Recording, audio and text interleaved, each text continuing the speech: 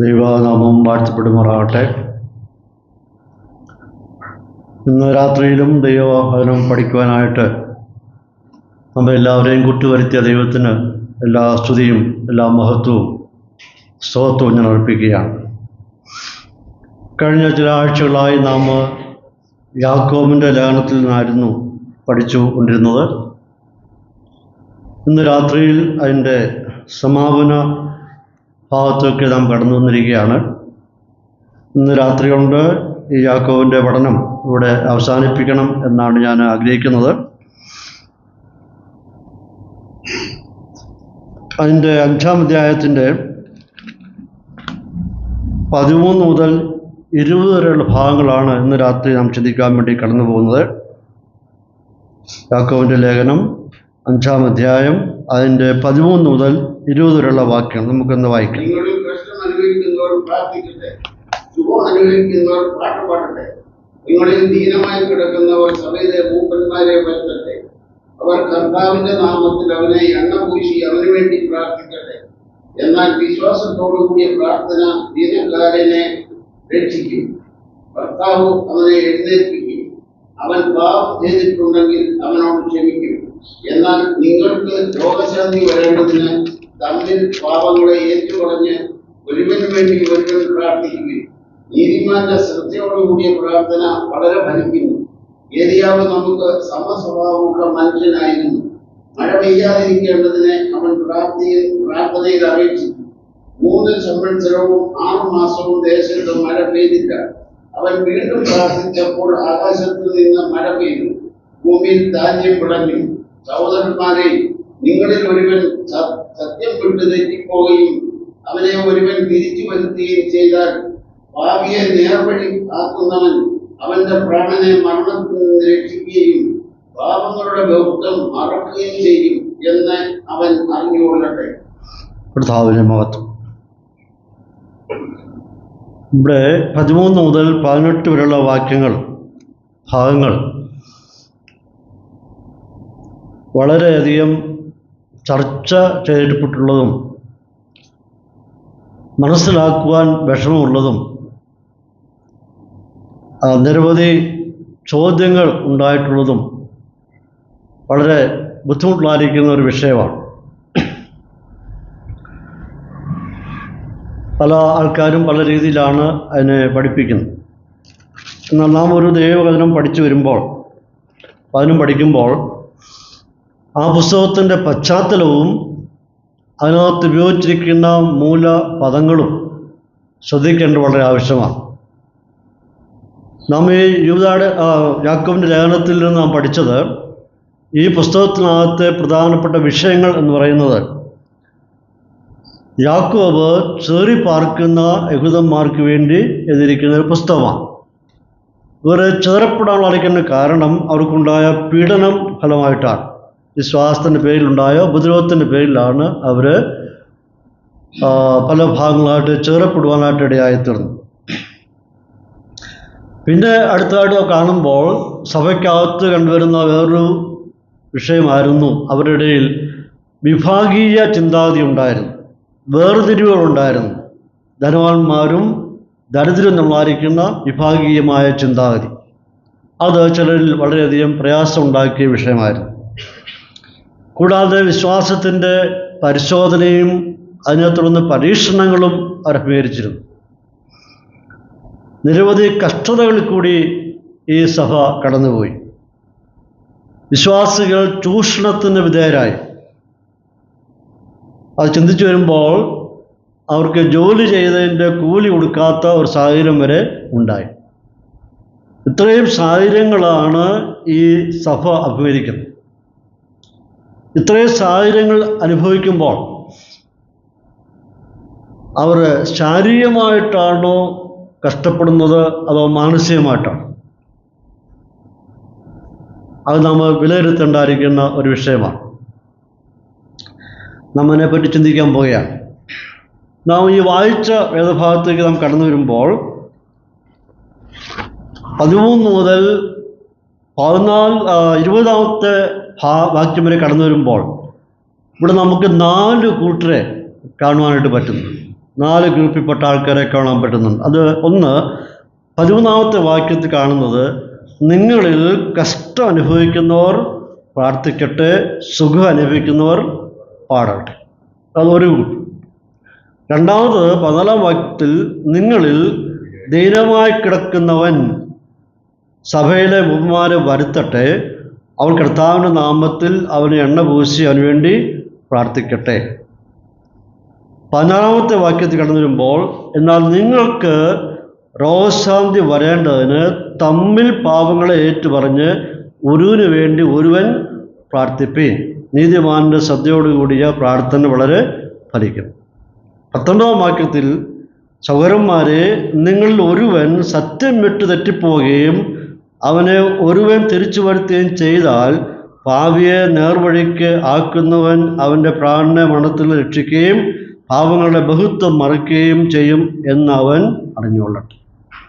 അങ്ങനെ സൂക്ഷ്മമായി പഠിച്ചു വരുമ്പോൾ അത് 4 വിധത്തിലുള്ള ആൾക്കാരുണ്ട്. അതിൽ ആദ്യത്തെ 3 ഗ്രൂപ്പും രോഗത്തിന് അടിമകളായിത്തീർന്ന് അല്ലെങ്കിൽ രോഗം ബാധിച്ചവരായി കാണും. അതേത് തരത്തിലുള്ള രോഗം നമുക്ക് ഇവിടെ വായിക്കുമ്പോൾ കാണുവാൻ പറ്റുന്നില്ല. പക്ഷേ അവർ എന്തോ രോഗത്തിന് അടിമയായിത്തീർന്നു, എങ്ങനെയോ മാനസികമായിട്ടോ ശാരീരികമായിട്ടോ ആയിത്തീർന്നു. ആദ്യത്തെ ഗ്രൂപ്പിനോട് പറയുന്നത്, നിങ്ങൾ എന്ത് ചെയ്യുന്നു, കഷ്ടം അനുഭവിക്കുന്നവർ പ്രാർത്ഥിക്കട്ടെ, നിങ്ങൾ തനിയെ ഇരുന്ന് പ്രാർത്ഥിക്കട്ടെ, സന്തോഷമുണ്ടെങ്കിൽ വിട്ടിരുന്ന് സന്തോഷിക്കട്ടെ. രണ്ടാമത്തെ കൂട്ടരോട് പറയുന്നു, നിങ്ങൾ രോഗികളായി കിടക്കുന്നവൻ സഭയിലെ ഉപ്പന്മാരെ വിളിച്ചു വരുത്തി അവർ എണ്ണ പൂശി പ്രാർത്ഥിക്കട്ടെ, രണ്ടാമത്തെ ആൾക്കാർ. മൂന്നാമത്, നിങ്ങൾ പരസ്പരം കൂടി വന്ന് ഒരുവന് വേണ്ടി ആ പാപങ്ങളെ ഏറ്റുപറഞ്ഞ് ഒരുവന് വേണ്ടി പ്രാർത്ഥിക്കട്ടെ. അപ്പോൾ ഇത് 3-ൽ ഏതാണ് നമുക്ക് പ്രായോഗികമാക്കുവാനായിട്ട് കഴിയേണ്ടത്? വീട്ടിലിരുന്ന് തന്നെത്താൻ പ്രാർത്ഥിക്കുകയാണോ, സഭയിലെ മൂപ്പന്മാരെ വിളിച്ചു വരുത്തി എണ്ണ പൂശി പ്രാർത്ഥിക്കുകയാണോ വേണ്ടത്? അത് 2 പേര് കൂടി ഇരുന്ന് പരസ്പരം പാപങ്ങളെ ഏറ്റുപറഞ്ഞ് പ്രാർത്ഥിക്കുകയാണ്? ഇതിലേതാണ് നമുക്ക് അനുകരിക്കേണ്ടത്? നമുക്ക് ഇതിൻ്റെ വാക്യങ്ങളിലൂടെ കടന്നു പോകാം. ഞാൻ ആദ്യം ഓർപ്പിച്ച പോലെ ഇതിൻ്റെ പശ്ചാത്തലം നിങ്ങളുടെ മനസ്സിൽ സൂക്ഷിച്ചോണം. ഈ പുസ്തകത്തിൻ്റെ പശ്ചാത്തലം, ആ പശ്ചാത്തലം വിട്ട് കളഞ്ഞിട്ട് നമുക്ക് പഠിക്കാൻ പറ്റത്തില്ല.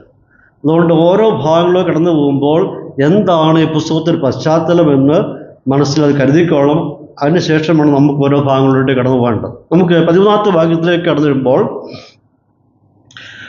നിങ്ങളിൽ കഷ്ടമനുഭവിക്കുന്നവൻ എന്ത് ചെയ്യണം? പ്രാർത്ഥിക്കട്ടെ, സുഖം അനുഭവിക്കുന്നവർ പാട്ടുപാടട്ടെ. ഇപ്പോൾ 2 കാര്യങ്ങൾ ഇവിടെ ഓർപ്പിക്കുന്നു. ഒരു ഗ്രൂപ്പ് പ്രാർത്ഥിക്കണം, വേറൊരു ഗ്രൂപ്പ് പാട്ടുപാടണം. 2 ഗ്രൂപ്പുകളെ പറ്റിയോട് പറയുന്നു. ഒന്ന്, കഷ്ടം അനുഭവിക്കുന്ന ഒരു ഗ്രൂപ്പ്, അതിൻ്റെ സഫറിങ് എന്നാണ് പറയുന്നത്, അല്ലെങ്കിൽ those who are in trouble, പ്രശ്നങ്ങളിൽ ആയിരിക്കുന്നവർ. ഇവിടെ ഉപയോഗിച്ചിരിക്കുന്ന ഒരു മൂലപദം എന്ന് പറയുന്നത് കാക്കോപതിയ എന്ന് പറയുന്ന ഒരു വാക്കാണ് ഈ സഫറിങ്ങിന്, കഷ്ടത്തിന് ഉപയോഗിച്ചിരിക്കുന്നത്. ഈ വാക്ക് സാധാരണ ജീവിതത്തിലുണ്ടാകുന്ന കഷ്ടങ്ങളെ പറ്റിയാണ് ഈ വാക്കിൻ്റെ പ്രധാനമായ അർത്ഥം. മനുഷ്യ ജീവിതത്തിൽ കടന്നു വരുന്ന സാധാരണ കഷ്ടങ്ങൾ, അത് വൈകാരികമായിരിക്കാം, മാനസികമായിരിക്കാം, അല്ലെങ്കിൽ ഇത് രണ്ടുമാകാം. മാനസികമായിട്ടോ വൈകാരികവുമായ അനുഭവങ്ങളായിരിക്കാം. ചില ഘട്ടങ്ങളിൽ അത് ശാരീരികമായ അസ്വസ്ഥതകളുമായിരിക്കാം. മാനസികമായിരിക്കാം, വൈകാരികമായിരിക്കാം, ശാരീരികമായിരിക്കാം. ഈ വാക്കിൻ്റെ അങ്ങനെയാണ്. എന്നാൽ ഈ പ്രത്യേകമായിരിക്കുന്ന പദം ഇതിൻ്റെ ശരിയായ അർത്ഥം നാം പഠിക്കുമ്പോൾ, ഇഫ് യു ഫീൽ ബാഡ്, എന്തെങ്കിലും നിനക്ക് മാനസികമായിട്ട് പ്രയാസമായി തോന്നുന്നുവെങ്കിൽ, എന്തെങ്കിലും മനസ്സിനെ ഇങ്ങനെ അലട്ടുന്നുവെങ്കിൽ, പ്രയാസപ്പെടുത്തുന്നുവെങ്കിൽ, അലോരസപ്പെടുത്തുന്നുവെങ്കിൽ. രണ്ടാമത്, if you are in pain, നീ വേദനയിലായിരിക്കുന്നുവെങ്കിൽ, അത് മാനസികമായ വേദനയാണ്, ആ വേദനയിലായിരിക്കുന്നുവെങ്കിൽ. കൂടാതെ സഫറിങ് സംതിങ് ബാഡ്, എന്തെങ്കിലും മോശമായ നിലയിൽ എന്തിനെ ഓർത്ത് ഭാരപ്പെടുന്നുവെങ്കിൽ, അതാണ് കാക്കോപ്പതിയ എന്ന വാക്കിൻ്റെ അർത്ഥം. അങ്ങനെയുള്ളവർ എന്ത് ചെയ്യണം? പ്രാർത്ഥിക്കട്ടെ എന്നാണ് ഇവിടെ പറയുന്നത്. ഇവിടെ 13-ാം വാക്യത്തിൽ പറയുന്നവർ ശാരീരികമായിട്ടുള്ള രോഗികളല്ല, മറിച്ച് കഷ്ടതകളിൽ കൂടി കടന്നു പോകുന്നവരെ പറ്റിയാണ് ഇവിടെ പറയുന്നുവെന്നാണ് ചിന്തകരെല്ലാവരും ഒരുപോലെ പറയുന്നത്. അപ്പോൾ യാക്കോബ് പറയുന്നത്, നിങ്ങൾ ഇങ്ങനെയുള്ളായിരിക്കുന്ന കഷ്ടങ്ങളിൽ കൂടി കടന്നു പോകുമ്പോൾ നിങ്ങളുടെ മനോഭാവവും നിങ്ങളുടെ പ്രതികരണവും എങ്ങനെയായിരിക്കണം, എങ്ങനെയാണ് അതിനോട് അത് പ്രതികരിക്കേണ്ടത് എന്ന് യാക്കോബ് പറയാണ്. ഇങ്ങനെ ഉള്ള ഘട്ടങ്ങൾ വരുമ്പോൾ അവരെന്ത് ചെയ്യണം? അവർ പ്രാർത്ഥനയിൽ സമയങ്ങളെ ചെലവിടട്ടെ, അവർ പ്രാർത്ഥിക്കട്ടെ. ഈ വിഷയം, നിങ്ങളെ മതിക്കുന്ന, നിങ്ങളെ അലട്ടുന്ന വിഷയം നിങ്ങൾ പ്രാർത്ഥനയിൽ കൂടി ദൈവത്തിലോട്ടത് കൊണ്ടുവരണം. അങ്ങനെ കൊണ്ടുവന്ന് കഴിയുമ്പോൾ ദൈവത്തിൽ നിങ്ങൾക്ക് ആശ്വാസം കിട്ടും.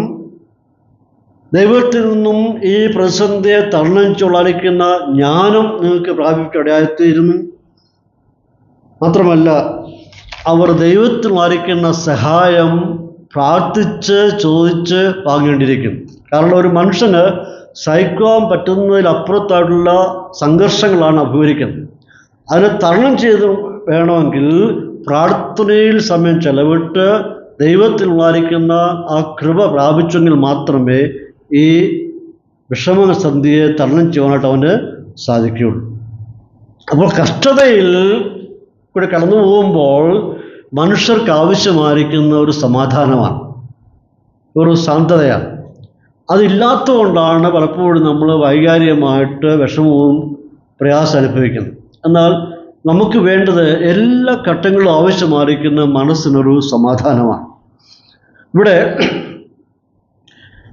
പ്രാർത്ഥനയിൽ നാം സമയങ്ങളെ ചെലവിടുമ്പോൾ, ആത്മാർത്ഥമായിട്ട് ദൈവസേന ഇരുന്ന് പ്രാർത്ഥിച്ചു കഴിയുമ്പോൾ നമ്മുടെ മനസ്സിന്, നമ്മുടെ ഹൃദയത്തിന് നമുക്കൊരു സമാധാനം കിട്ടുന്നു. അപ്പോൾ ഇവിടെ പ്രാർത്ഥിക്കട്ടെ എന്ന് പറഞ്ഞിരിക്കുന്നത് ഒരു പ്രസൻറ്റ് ടെൻസിലാണ് ഉപയോഗിച്ചിരിക്കുന്നത്. അതിൻ്റെ അർത്ഥം ആ വ്യക്തി പ്രാർത്ഥനയിൽ തുടർന്നുകൊണ്ടിരിക്കട്ടെ, പ്രാർത്ഥിച്ച് നിർത്തുകയല്ല. നിങ്ങളെ അലട്ടിക്കൊണ്ടിരിക്കുന്ന, വിഷമിപ്പിച്ചുകൊണ്ടിരിക്കുന്ന വിഷയങ്ങൾക്ക് പരിഹാരം കിട്ടുവാൻ വേണ്ടി നിങ്ങൾ പ്രാർത്ഥന ഇങ്ങനെ തുറന്നുകൊണ്ടേയിരിപ്പീൻ എന്ന് ഇവിടെ യാക്കോബ് പറയുകയാണ്. അത് ഉപയോഗിച്ചിരിക്കുന്ന ഭാഷ അതാണ്, പ്രസൻറ്റ് ടെൻസാണ്, ഇങ്ങനെ തുറന്നുകൊണ്ടേയിരിപ്പീൻ. പത്രോസ് അപ്പോസ്തലൻ പറയുന്നുണ്ട്, 1 പത്രോസ് 5:7 നാം വായിക്കുന്നുണ്ട്, പരിചയമുള്ള വാക്യമാണ്. അവൻ നിങ്ങൾക്കായി കരുതുന്നതാകിയാൽ നിങ്ങളുടെ സകല ചിന്താകുലവും അവൻ്റെ മേൽ ഇട്ടുകൊള്ളും. അപ്പോൾ ചിന്താഭാരത്തിൽ വലയുന്ന വിശ്വാസികളോട്, പലതിനെ ഓർത്ത് ഇങ്ങനെ അത് വിഷമിക്കുകയും ദുഃഖിക്കുകയും ചെയ്യുന്ന വിശ്വാസികളോട് പത്രോസ് ഓർപ്പിക്കാനുള്ളത്, അവൻ നിങ്ങൾക്കായി കരുതുന്നതാകിയാൽ, അഥവാ നിങ്ങളുടെ പ്രശ്നത്തിന് വേണ്ടി പരിഹാരമായി വെളിപ്പെടുന്നവനായിരിക്കുന്നുണ്ട്, ആ പ്രശ്നത്തിന് പരിഹാരം നൽകുന്നവനായിരിക്കുന്നുണ്ട്. നിങ്ങളുടെ സകല ചിന്താകുലവും അവൻ്റെ മേൽ ഇടുവീൻ, ഇട്ട ശേഷം നിങ്ങളെ പ്രിയാകുവീൻ. അതായത് നമ്മുടെ ഭാരം അങ്ങോട്ട് ഇറക്കി വയ്ക്കുക, അതിൽ നാം മോചിതരായി തീരുക, ബാക്കി ഭാരം ദൈവം ഏറ്റെടുത്ത് ചെയ്തോളും എന്നാണ് പത്രോസോട് പറയുന്നത്. അപ്പോൾ ഇവിടുത്തെ സാഹചര്യം എന്ന് പറയുന്നത് ഞാൻ ഓർപ്പിച്ച പോലെ ഉപദ്രവവും കഷ്ടവും പീഡനവും ഇങ്ങനെ എല്ലാ അനുഭവങ്ങൾ കടന്നു പോകുമ്പോൾ തീർച്ചയായിട്ടും യാക്കോബ് എഴുതുന്ന വിശ്വാസ സമൂഹം മാനസികമായിട്ടുള്ള ക്ലേശങ്ങൾ കൂടിയും കഷ്ടങ്ങൾ കൂടിയാണ് കടന്നു പോകുന്നത്. അപ്പോൾ യാക്കോബ് ഓർപ്പിക്കുന്നത് പരിഹാരമായിട്ട് ഒന്ന് മാത്രമേ ഉള്ളൂ. ഒന്ന് നിങ്ങൾ ചെയ്യുക, നിരന്തരമായിട്ട് പ്രാർത്ഥിച്ചുകൊണ്ട് ഇരിക്കുക. ഇതൊരു ദിവസം മാറും, ഒരു പരിഹാരം ഉണ്ടായിരിക്കും, ഒരു വഴി ഉണ്ടായിരിക്കും, ഒരു വേ ഔട്ട് ഉണ്ട് എന്ന് വ്യക്തമായിട്ട് പത്രോസ് പറയാം, അവിടെ യാക്കോബ് പറയാം. അതുവരെയും ദൈവം ഈ പ്രശ്നത്തിൽ ഇടപെട്ട് പരിഹാരം, ഒരു ശാന്തത വരുത്തുന്നവരെയും നിങ്ങൾ സമാധാനത്തോടെ ഇരിപ്പീൻ. എങ്ങനെയാണ് സമാധാനം കിട്ടുന്നത്? എത്രമാത്രം പ്രാർത്ഥനയിൽ നാം ചെലവിടുന്നോ അത് കഴിഞ്ഞ് എഴുന്നേൽക്കുമ്പോൾ നമുക്ക് ഹൃദയത്തിന് സമാധാനം കിട്ടും. അങ്ങനെ സമാധാനത്തോടെ ഇരിപ്പീൻ. ഇവിടെ പറയുന്നതിൻ്റെ അർത്ഥം, ഇന്ന് അഭിമുഖീകരിക്കുന്ന സാഹചര്യങ്ങൾ മാറി മറയും. ജോലി ചെയ്യുന്നുള്ള കൂലി കിട്ടുന്നില്ല, അതിനൊരു സാഹചര്യം മാറുവാൻ പോവുകയാണ്. അപ്പോൾ ജീവിതകാലം മുഴുവനും ഇങ്ങനെ കഷ്ടത അനുഭവിച്ചുകൊണ്ട് പോവുക എന്നുള്ളതല്ല ദൈവത്തിൻ്റെ പദ്ധതി. ഇതിനൊരു പരിഹാരമാർഗം ഉണ്ടാവും, ഒരു മാറ്റം ഉണ്ടാവും. പക്ഷെ മാറണമെന്നുണ്ടെങ്കിൽ നമ്മുടെ മനോഭാവം പ്രാർത്ഥനയിൽ നാം ചെലവഴിക്കണം. അത് ദൈവത്തിൻ്റെ മുമ്പാകെ കൊണ്ടുവരണം എന്നാണ് യാക്കോബ് പറയുന്നത്. അതിനെ മൂടി വെക്കാൻ പറ്റുകയില്ല. ഏത് പ്രശ്നമായാലും ദൈവത്തിൻ്റെ മുമ്പാകെ കൊണ്ടുവന്നേ മതിയാകുകയുള്ളൂ. രണ്ടാമത് പറയുന്നത്, സുഖം അനുഭവിക്കുന്നവർ എന്ത് ചെയ്യണം? പാട്ടുപാടട്ടെ. ഇവിടെ സാലറ്റോ എന്ന് പറയുന്ന പദമാണ് ഉപയോഗിച്ചിരിക്കുന്നത്. ഈ വാക്കിൻ്റെ അർത്ഥം ശാരീരികമായിട്ട് ക്ഷേമമായിരിക്കുന്നവൻ, ആരോഗ്യവാനായിരിക്കുന്നവൻ പാട്ടുപാടുക എന്നുള്ളതല്ല. മറിച്ച് കഷ്ടങ്ങളിലും സന്തോഷിക്കുന്നവൻ, സങ്കടമില്ലാത്തവൻ, പരിഭവങ്ങളില്ലാത്ത വ്യക്തി, ദുഃഖമില്ലാത്ത വ്യക്തി, അവർ പാട്ടുപാടട്ടെ. അപ്പോൾ രണ്ട് കൂട്ടരെ പറ്റി യാക്കോബ് പറയാണ്, ഹൃദയത്തിൽ മുറിവേറ്റ അവസ്ഥയിൽ ഇരിക്കുന്നവർ എന്ത് ചെയ്യണം? പ്രാർത്ഥിക്കണം. രണ്ടാമത്തെ ഗ്രൂപ്പ്, ഹൃദയത്തിൽ മുറിവേറ്റിട്ടും സന്തോഷമുള്ളവർ പാട്ടുപാടും. പാട്ട് പാടേണ്ടോ മുറിവേക്കാത്തവരൊന്നുമല്ല. ഇവിടെ യാക്കോബ് എഴുതുന്നവരെല്ലാം മുറിവേറ്റവരാണ്. അപ്പോൾ ഹൃദയത്തിൽ മുറിവേറ്റു എന്നിട്ടും അതിനെ ഓർത്ത് പരിഭവമോ ദുഃഖമോ ഇല്ലാതെ സന്തോഷിക്കുന്നവരെന്ത് ചെയ്യണം? നിങ്ങൾക്ക് പാട്ട് പാടണം. അപ്പോൾ പ്രയറും ഉണ്ടായിരിക്കണം, പ്രൈസും ഉണ്ടായിരിക്കണം, പാട്ടും ഉണ്ടായിരിക്കണം, സ്തുതിയും ഉണ്ടായിരിക്കണം.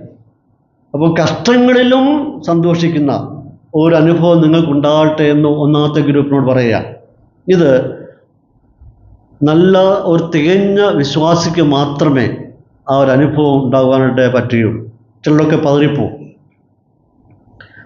ഞാൻ ഒരുപാട് വർഷങ്ങൾക്ക് മുമ്പ് കേട്ടുള്ള അറിവാണ്, വായിച്ചുള്ള അറിവല്ല, പറഞ്ഞ് കേട്ടതാണ്.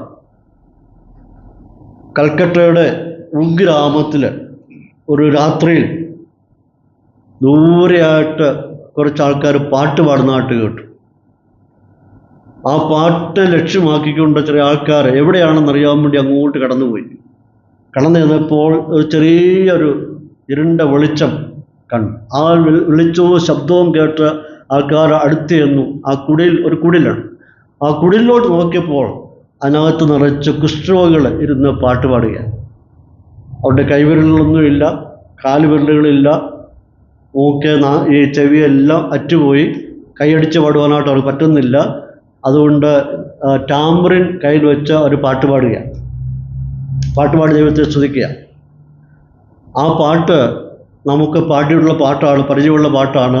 ആ ഇംഗ്ലീഷ് പാട്ട് ബംഗാളി ഭാഷയിലോട്ട് പരിഭാഷ ചെയ്തിട്ട് ആ പാട്ട് അവർ പാടി ദൈവത്തെ സ്തുതിക്കുക. ആ ഒരു പാട്ടെന്ന് പറയുന്നത് നമ്മളെല്ലാവരും പാടി സന്തോഷിക്കുന്ന ഒരു പ്രത്യാശയുടെ ഗാനമാണ്.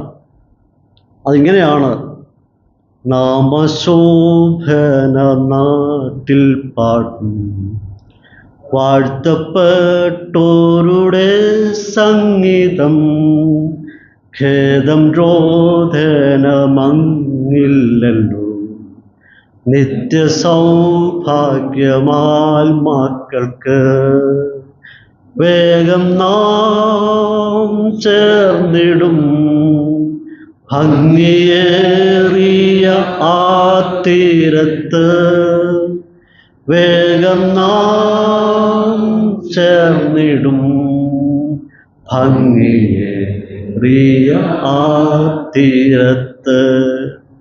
ഇതല്ലാതെ വേറെ ഒന്നും അവർക്ക് പാടുവാനായിട്ടില്ല. കടുത്ത നിരാശയിലും കടുത്ത ദുഃഖത്തിലും പ്രതിസന്ധിയിലും ഒരു മനുഷ്യൻ സഹിക്കാൻ പറ്റാത്തതായ അനുഭവത്തിലൂടെ കടന്നു പോകുമ്പോഴും ഉള്ളിൻ്റെ ഉള്ളിൽ ദൈവത്തിലായിരിക്കുന്ന സ്നേഹവും ആ സന്തോഷവും അവർ പ്രകടിപ്പിക്കുകയാണ്. അവർ പറയുകയാണ്, ഈ കഷ്ടങ്ങളെല്ലാം മാറും, ഞങ്ങൾ വേഗത്തിൽ ദൈവസേനയിൽ ചെന്നെത്തുന്നതായിരിക്കുന്ന പ്രത്യാശയാണ്. പ്രിയപ്പെട്ടവരെ, ഇത് തന്നെയാണ് യാക്കോബ് പറയുന്നത്. നിങ്ങൾ അഭിമുഖീകരിക്കുന്ന പ്രശ്നങ്ങൾക്കൊരിക്കൽ പരിഹാരം ഉണ്ടായിരിക്കും, കഷ്ടങ്ങൾ മാറും.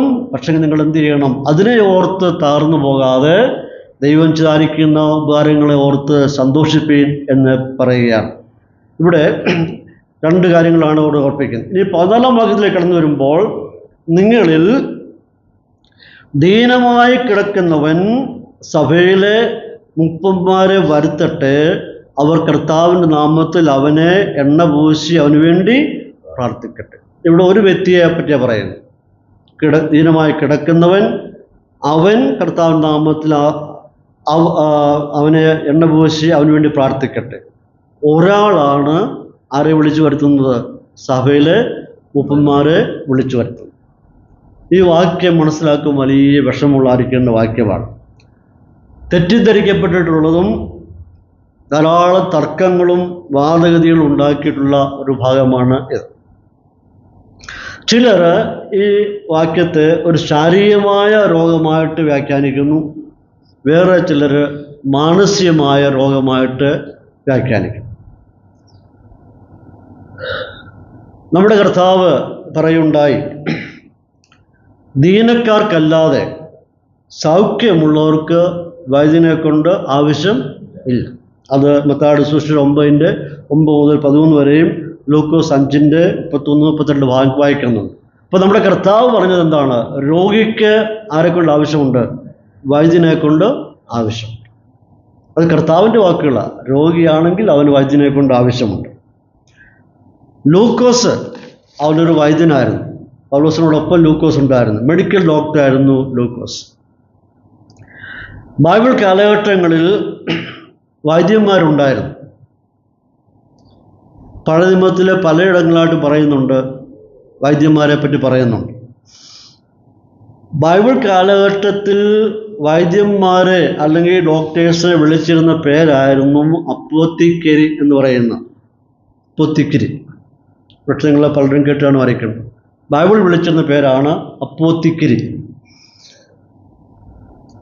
സഭാപ്രസംഗി 10:1 നാം വായിക്കുന്ന ഇപ്രകാരമാണ്: ചത്ത ഈച്ച തൈലക്കാരൻ്റെ തൈലം നാറുമാറാക്കും.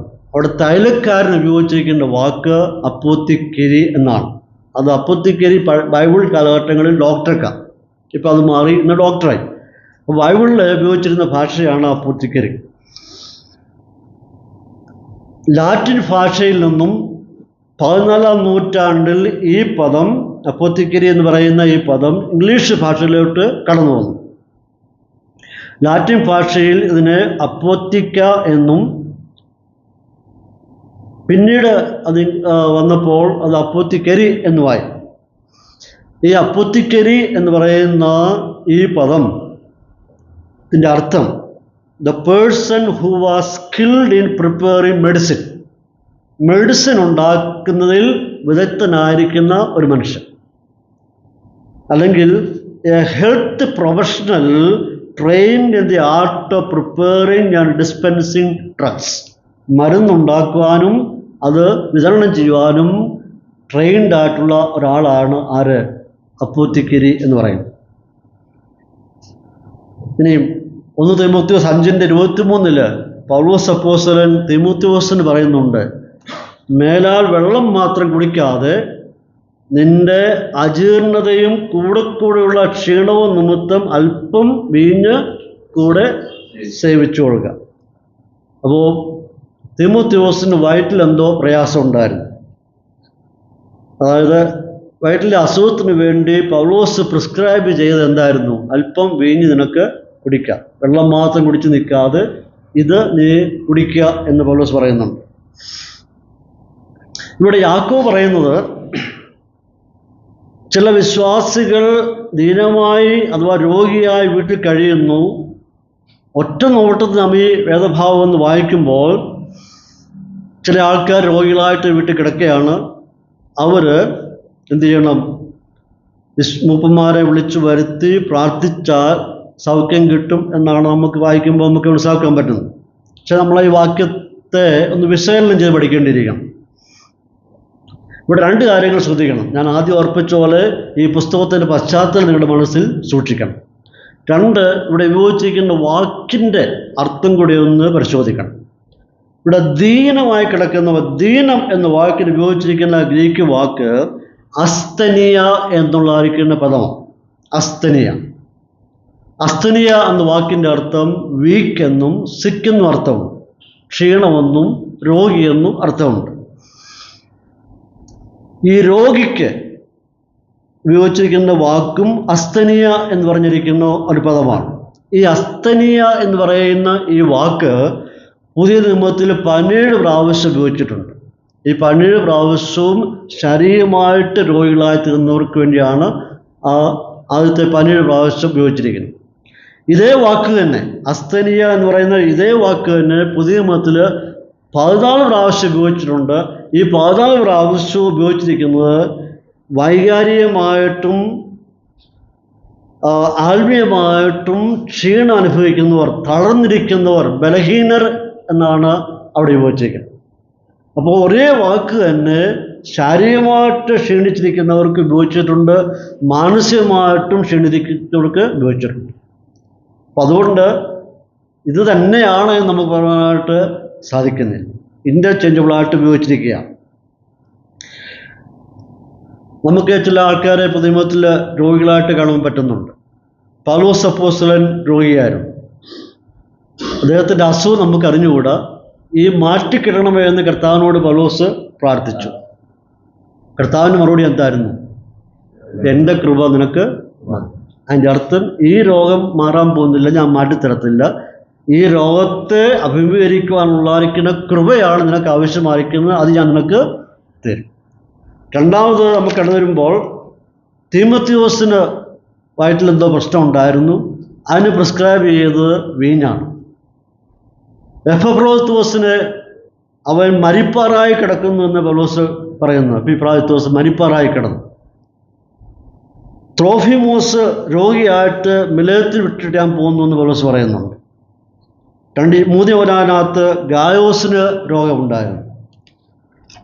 കർത്താവ് പറഞ്ഞെന്താണ്? രോഗിക്ക് വൈദ്യനെ കൊണ്ട് ആവശ്യമുണ്ട്.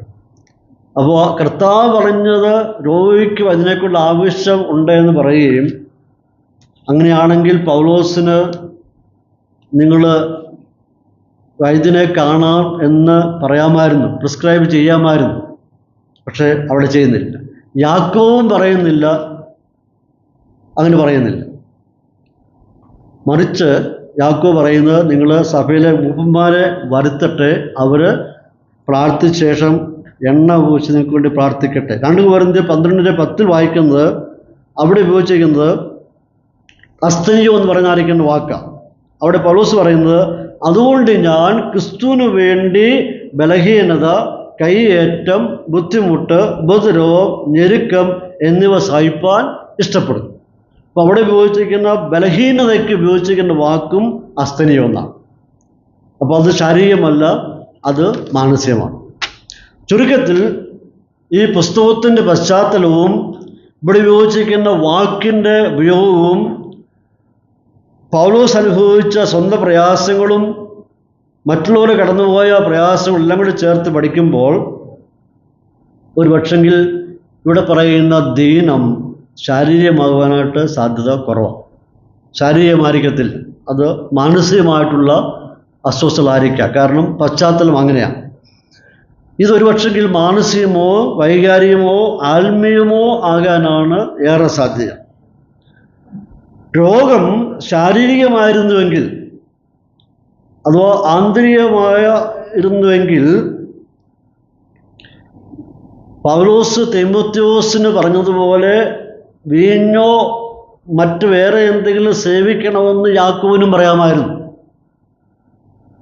പൗലോസ് തീമോത്തിയോസിന് പറഞ്ഞ പോലെ നീ അല്പം വീഞ്ഞ് സേവിക്കാൻ പറഞ്ഞതുപോലെ യാക്കോബിനും അതേ നിലപാടത്തിൽ തന്നെ ഈ വിശ്വാസികളോട് പറയാമായിരുന്നു. അങ്ങനെ യാക്കോബ് പറയുന്നില്ല.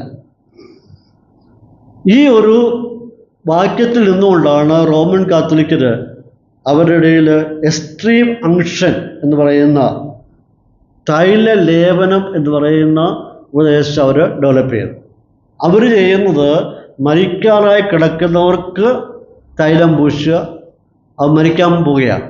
പക്ഷെ ഇവിടെ യാക്കോബ് പറയുന്നത് എന്താണ്? അങ്ങനെയുള്ളതല്ല.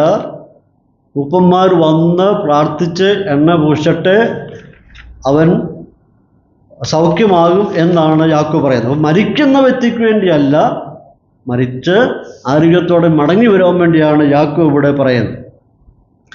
ഇവിടെ ഈ ഒരൊറ്റ വാക്യമേ മാത്രമേ ഉണ്ടായിരുന്നുവെങ്കിൽ, ഇങ്ങനെ ഒറ്റ വാക്യം മാത്രമേ ബൈബിൾ ഉണ്ടായിരുന്നുവെങ്കിൽ നമുക്ക് അനുമാനിക്കാമായിരുന്നു ഒരു വിശ്വാസിക്ക് ജീവിതത്തിൽ വരുന്ന എല്ലാവിധ രോഗത്തിൽ നിന്നും മൂപ്പന്മാരെ വരുത്തി അവരെ പ്രാർത്ഥിച്ചാൽ സൗഖ്യം കിട്ടുമെന്ന് നമുക്ക് പറയാമായിരുന്നു. എന്നാൽ ഈ വാക്ക് പലയിടത്തായിട്ട് ഉപയോഗിച്ചിരിക്കുന്നു, പല രീതിയിൽ ഉപയോഗിച്ചിരിക്കുന്നു. അങ്ങനെ നമുക്കൊരിക്കലും അത് സ്ഥാപിക്കാൻ പറ്റുകയില്ല. ഒറ്റ വാക്യമേ ഉണ്ടായിരുന്നുവെങ്കിൽ നമുക്കങ്ങനെ സ്ഥാപിക്കാമായിരുന്നു. എന്നാൽ മറ്റു വേദഭാഗത്ത് പലയിടത്തും ഇത് ഉപയോഗിച്ചിട്ടുണ്ട്. എന്നാൽ പലർക്കും ശാരീരികമായ സൗഖ്യം കിട്ടിയതായിട്ട് നമുക്ക് കാണുന്നില്ല. അപ്പോൾ നമുക്ക് മനസ്സിലാക്കാൻ കഴിയുന്നത് യാക്കോബ് ഒരു പ്രത്യേക രോഗത്തെപ്പറ്റിയല്ല പറയുന്നത്. പ്രത്യേക വിശ്വാസികൾ ഇപ്പോൾ കടന്നു പോകുന്ന ചില സാഹചര്യങ്ങളുടെ സമൃദ്ധ ഫലമായി ഉണ്ടായ ചില വിഷമങ്ങളാകാനാണ് സാധ്യത എന്നാണ് നമുക്ക് അവിടെ കാണുവാൻ കഴിയുന്നത്. അത് മാനസികമായിരിക്കാം, വൈകാരികമായിരിക്കാം, ആത്മീയമായിരിക്കാം. കാരണം ഇവർ ആത്മീയ യുദ്ധത്തിൽ ഏർപ്പെട്ടിരിക്കുകയാണ്, ക്ഷീണിതരായിരിക്കുകയാണ്, വിഷാദരായിരിക്കുകയാണ്, തളർന്നിരിക്കുകയാണ്. കാരണം ആ ഒരു പശ്ചാത്തലത്തിൽ കൂടിയാണ് ഇവർ കടന്നു പോകുന്നത്. ഇവിടെ പറയുന്നത് ദീനമായി കിടക്കുന്നവർ സഭയിലെ മൂപ്പന്മാരെ വരുത്തട്ടെ. അപ്പോൾ ഈ ഒരു വ്യക്തിയാണ് രോഗിയായ വിശ്വാസി ആരെ വിളിക്കണം? മൂപ്പന്മാരെ വിളിക്കണം. ദീനക്കാരനാണ് താല്പര്യം എടുക്കേണ്ടത്. അവനാണ് മൂപ്പന്മാരെ വിളിച്ച് വരുത്തേണ്ടത്. ഇവൻ രോഗം ബാധിച്ച് കിടക്കയിലായിരുന്നുവെങ്കിൽ, ഒരു ബെഡ് റിഡൻ കണ്ടീഷൻ കിടക്കുകയായിരുന്നുവെങ്കിൽ തീർച്ചയായിട്ടും നമുക്ക് അനുമാനിക്കാം ഇതറിഞ്ഞ് കേട്ട് മൂപ്പന്മാർ അവിടെ ചെല്ലുവാനായിട്ട് സാധ്യത ഉണ്ട്. എന്നാൽ ഇവിടെ പറയുന്നത് ഇവൻ വിളിച്ചു വരുത്തട്ടെ, മൂപ്പന്മാരെ വിളിച്ചു വരുത്തട്ടെ, അവർ വന്ന് പ്രാർത്ഥിക്കട്ടെ എന്നാണ്. അപ്പോൾ ഈ മനുഷ്യന് ആവശ്യമായിരിക്കുന്നത് മാനസികമായിട്ടുള്ള ഒരു സൗഖ്യമാകാനാണ് സാധ്യത. ഒരു ആത്മീയമായിട്ടുള്ള സൗഖ്യം ഇവൻ ആവശ്യമായിരിക്കണം. മനസ്സിന് ഒരു സമാധാനം ആവശ്യമായിരിക്കണം. ഒറ്റയ്ക്ക് പ്രാർത്ഥിച്ചാൽ കിട്ടുന്നതിനേക്കാൾ ഉപരിയായി സഭയിലെ അധ്യക്ഷന്മാർ വന്ന് അവനോടുകൂടി അല്പസമയം ചെലവഴിച്ച് അവൻ്റെ ആരോഗ്യ വിഷയങ്ങളെപ്പറ്റി ചർച്ച ചെയ്ത്, മാനസികമായ വിഷയങ്ങളെപ്പറ്റി ചർച്ച ചെയ്ത് അവർ കൂടി വന്ന് പ്രാർത്ഥിച്ച് കിട്ടുമ്പോൾ അവനൊരു അല്പാശ്വാസം, സമാധാനം കിട്ടുകയാണ്. ഇവിടെ മൂപ്പന്മാർ വന്ന് പ്രാർത്ഥിക്കട്ടെ, പ്രാർത്ഥനയ്ക്ക് ശേഷം കർത്താവിൻ്റെ നാമത്തിൽ എണ്ണ പൂശട്ടെ എന്നാണ് ഇംഗ്ലീഷ് പരിഭാഷയിൽ കാണുന്നത്. They are to pray over him, anoint him with oil in the name of the Lord. ആദ്യം pray over him, അവന് വേണ്ടി പ്രാർത്ഥിക്കട്ടെ, അതിനുശേഷം എണ്ണ കർത്താവിൻ്റെ നാമത്തിൽ പൂശട്ടെ എന്നാണ് വായിക്കുന്നത്. 1 തെസ്സലോനിക്കർ 5:14 വായിക്കുന്നത് നാം സഭാ നേതൃത്വം ചെയ്യേണ്ട കാര്യങ്ങളെപ്പറ്റി അവിടെ പറയുന്നുണ്ട്. സഹോദരന്മാരെ, ഞങ്ങൾ നിങ്ങളെ പ്രബോധിപ്പിക്കുന്നത് ക്രമം കെട്ടവരെ ബുദ്ധി ഉപദേശിപ്പീൻ, ഉൾക്കരുത്തില്ലാത്തവരെ ധൈര്യപ്പെടുത്തുവേൻ, ബലഹീനരെ താങ്ങുവേൻ. അവിടെ പൗലോസ് പറയുന്നത് ബലഹീനരെ താങ്ങുവേൻ. അവിടെ ഉപയോഗിച്ചിരിക്കുന്ന വാക്ക്, പൗലോസ് ഉപയോഗിച്ചിരിക്കുന്ന ബലഹീനർക്ക് ഉപയോഗിച്ചിരിക്കുന്ന വാക്ക് അസ്തനിയോൻ, ബലഹീനർ. അപ്പോൾ അത് ശാരീരികമായ ബലഹീനതയല്ല, മാനസികമായിട്ടുള്ള ബലഹീനത. അവിടെയും പൗലോസ് ഉപയോഗിച്ചിരിക്കുന്ന അസ്തനിയോൻ എന്ന് പറയുന്ന ആയിരിക്കുന്ന ഗ്രീക്ക് വാക്കാണ്. അപ്പോൾ അസ്തനിയോൻ എന്ന വാക്കിന് ശാരീരികമായ രോഗവുമുണ്ട്, മാനസികമായ രോഗവും ഉപയോഗിച്ചിട്ടുണ്ട്. അപ്പോൾ സഭയിലെ മൂപ്പന്മാർ മാനസികമായി ക്ഷീണിച്ചിരിക്കുന്നവർക്ക് വേണ്ടി പ്രാർത്ഥിക്കട്ടെ. ഒന്നാമതായിട്ട് മൂപ്പന്മാർ കടന്നു വന്ന് പ്രാർത്ഥിക്കട്ടെ. രണ്ടാമതായിട്ട് മൂപ്പന്മാർ കർത്താവിൻ്റെ നാമത്തിൽ അവരെ എണ്ണ പൂശട്ടെ എന്നാണ്. അനോയിൻറ്റ് ഹിം വിത്ത് ഓയിൽ, എണ്ണ അവനെ പൂശട്ടെ. ഈ സഭയിലെ എൽഡേഴ്സ്, മൂപ്പന്മാർ എന്ന് പറയുമ്പോൾ അവർ ദൈവത്താൽ തിരഞ്ഞെടുക്കപ്പെട്ടവരാണ്. ദൈവമാണ് അവരെ പദവിയിലേക്ക് കൊണ്ടുവന്നിരിക്കുന്നത്. ആത്മീയമായിട്ട് ചിന്തിക്കുമ്പോൾ ആത്മീയമായിട്ട് അവർ ശക്തരാണ്, സാക്ഷ്യം പ്രാപിച്ചവരും പക്വതയുള്ളവരുമാണ്, ശുശ്രൂഷകന്മാരാണ്. അപ്പോൾ അങ്ങനെ സഭയിലെ ഈ ഇടയന്മാർ അല്ലെങ്കിൽ എൽഡേഴ്സ് വരുമ്പോൾ, ഒരു ഭവനത്തിൽ വരുമ്പോൾ, ഈ മാനസികമായി താഴ്ന്നിരിക്കുന്ന വ്യക്തിക്ക് കിട്ടുന്നവർക്ക് സമാധാനവും ഒരാശ്വാസവും ഒരു സന്തോഷവും അത് പറഞ്ഞറിയിക്കാവുന്നതല്ല. നമ്മൾ പലപ്പോഴും നമ്മുടെ സഹോദരന്മാർ നമ്മുടെ വിശ്വാസത്തിലെ കുടുംബങ്ങളിൽ പോകാറുണ്ട്. രോഗികളായി കിടക്കുമ്പോൾ നാം അവരെ കാണാൻ പോകാറുണ്ട്. നമ്മുടെ ഒരു പ്രാക്ടീസാണ്. നമ്മൾ ചെന്ന് കഴിയുമ്പോൾ അവർക്കുണ്ടാകുന്ന ഒരു സന്തോഷം, ഒരു സമാധാനം, ഒരു ഊർജം, ഒരു ഉന്മേഷം, ഒരു മുഖത്തെ പ്രസരിപ്പ്, ആ ഉണ്ടാകുന്ന ആ നിമിഷം ഉണ്ടാകുന്ന ഒരു സന്തോഷം അവരുടെ ജീവിതത്തിൽ വളരെ സ്വാധീനിക്കുന്നുണ്ട്. ഒരാൾ തന്നെ പോകുന്നതിനെക്കാട്ടിൽ എല്ലാവരോടും ചെന്ന് കഴിയുമ്പോൾ അവനുണ്ടാകുന്നതായിരിക്കും വലിയ സന്തോഷം. എന്നെ നിങ്ങൾ സ്നേഹിക്കുന്നുണ്ടല്ലോ, ബഹുമാനിക്കുന്നുണ്ടല്ലോ, ആദരിക്കുന്നുണ്ടല്ലോ, കരുതുന്നുണ്ടല്ലോ എന്നുള്ളതായിരിക്കുന്ന ഒരു മാനസികമായ സന്തോഷം അവരിൽ ഉണ്ടാകുകയും അത് അവർക്ക് ഒരു ആശ്വാസം ലഭിക്കുവാൻ തീരും. ഇവിടെ അനോയിൻ്റ് അഥവാ എണ്ണ പൂശുന്നത് പുതിയ നിയമത്തിൽ 2 ഗ്രീക്ക് വാക്കുകളാണ് ഉപയോഗിച്ചിരിക്കുന്നത്. എണ്ണ പൂശുന്നതിന്, അനോയിൻറ്റിങ് ചെയ്യുന്നതിന് 2 വാക്കുകൾ ഉപയോഗിച്ചിരിക്കുകയാണ്. ഒന്നാമത്തെ ഗ്രീക്ക് വാക്ക് ക്രിയോ എന്ന് പറയുന്നതായിരിക്കുന്ന ഒരു വാക്കാണ്. അത് ക്രിയോ എന്ന് ഉപയോഗിച്ചിരിക്കുന്നത് സെറിമോണിയലി അനോയിൻറ്റിങ്, അതായത് ആചാരപരമായിട്ട് അഭിഷേകം ചെയ്യുന്നതിനെയാണ് ആദ്യത്തെ വാക്ക് ക്രിയോ, CHRIO എന്ന് പറയും. അഭിഷേകം ചെയ്യുക, പ്രവാചകന്മാരെയും പുരോഹിതന്മാരെയും ഒക്കെ അഭിഷേകം ചെയ്യുക. അത് ആചാരപരമായിട്ട് മതപരമായി ചെയ്യുന്ന ചടങ്ങാണ്. ഉപയോഗിച്ചിരിക്കുന്ന വാക്കാണ് ക്രിയോ. ആ വാക്കിൽ നിന്നാണ് ക്രിസ്റ്റോസ് പദം ഉണ്ടാകുന്നത്. കർത്താവ് യേശു ക്രിസ്തുവിനെ ഉപയോഗിച്ചിരിക്കുന്ന വാക്ക് ക്രിസ്റ്റോസ്, അഭിഷിക്തൻ എന്നാണ് ക്രിസ്റ്റോസ് എന്ന വാക്കിൻ്റെ അർത്ഥം. ഇതിൽ നിന്നാണ് അഭിഷിക്തൻ എന്ന് പറയുന്ന പദം ഉണ്ടായിരിക്കുന്നത്. അപ്പോൾ എല്ലാ സംസ്കാരവും നാം എടുത്ത് പഠിക്കുമ്പോൾ, ഏത് സംസ്കാരം എടുത്ത് പഠിച്ചാൽ അവരെല്ലാവരും എണ്ണ ഉപയോഗിച്ചിട്ടുണ്ട്. ചില ആൾക്കാർ ഇങ്ങനെയുള്ളതായിരിക്കുന്ന പ്രവൃത്തികൾക്ക് വേണ്ടി ഉപയോഗിക്കാറുണ്ട്. ചിലർ എണ്ണ ബൈബിൾ കാലഘട്ടത്തിലും മെഡിസിനായിട്ട് ഉപയോഗിച്ചിട്ടുണ്ട്. ഒന്നാമത്തെ പദം ക്രിയോ, അത് ആചാരപരമായിട്ടുള്ള മതപരമായിട്ടുള്ള അഭിഷേകത്തിന് വേണ്ടിയാണ് അത് ഉപയോഗിക്കുന്നത്. രണ്ടാമത്തെ അലൈഫോ എന്ന് പറഞ്ഞായിരിക്കുന്ന പദവും ഉപയോഗിച്ചിട്ടുണ്ട് അഭിഷേകത്തിന് വേണ്ടി. ഇത് സാധാരണയായി ചെയ്തു വരുന്ന ഒരു പ്രാക്ടീസാണ്. അവരുടെ ഭാഷകളിലൊക്കെ ഉപയോഗിക്കുന്ന ഒരു വാക്കാണ് അലൈഫോ എന്ന് പറയുന്നത്. യാക്കോബ് ഉപയോഗിച്ചിരിക്കുന്ന പദം എന്ന് പറയുന്നത് അലൈഫോ എന്ന് പറയുന്ന വാക്കാണ്. ക്രിയോ അല്ല, മറിച്ച് അലൈഫോ എന്ന പദമാണ് അഭിഷേകം ചെയ്യട്ടെ, എണ്ണ പൂശട്ടെ എന്ന വാക്കിന് ഉപയോഗിച്ചിരിക്കുന്നത്. ഈ അലൈഫോ എന്ന വാക്കിൻ്റെ അർത്ഥം റബ്ബ് വിത്ത് ഓയിൽ എന്നാണ്. ഓയിൽ കൊണ്ട് അവനെ തൂക്കട്ടെ, തടവട്ടെ, അല്ലെങ്കിൽ പുരട്ടട്ടെ എന്നാണ് ആ വാക്കിൻ്റെ അർത്ഥം. അലൈഫോ എന്ന വാക്കിൻ്റെ അർത്ഥം യഥാർത്ഥത്തിൽ അഭിഷേകം ചെയ്യുക എന്ന് പറഞ്ഞാൽ ക്രിയോ ആണ് ഉപയോഗിക്കേണ്ടത്.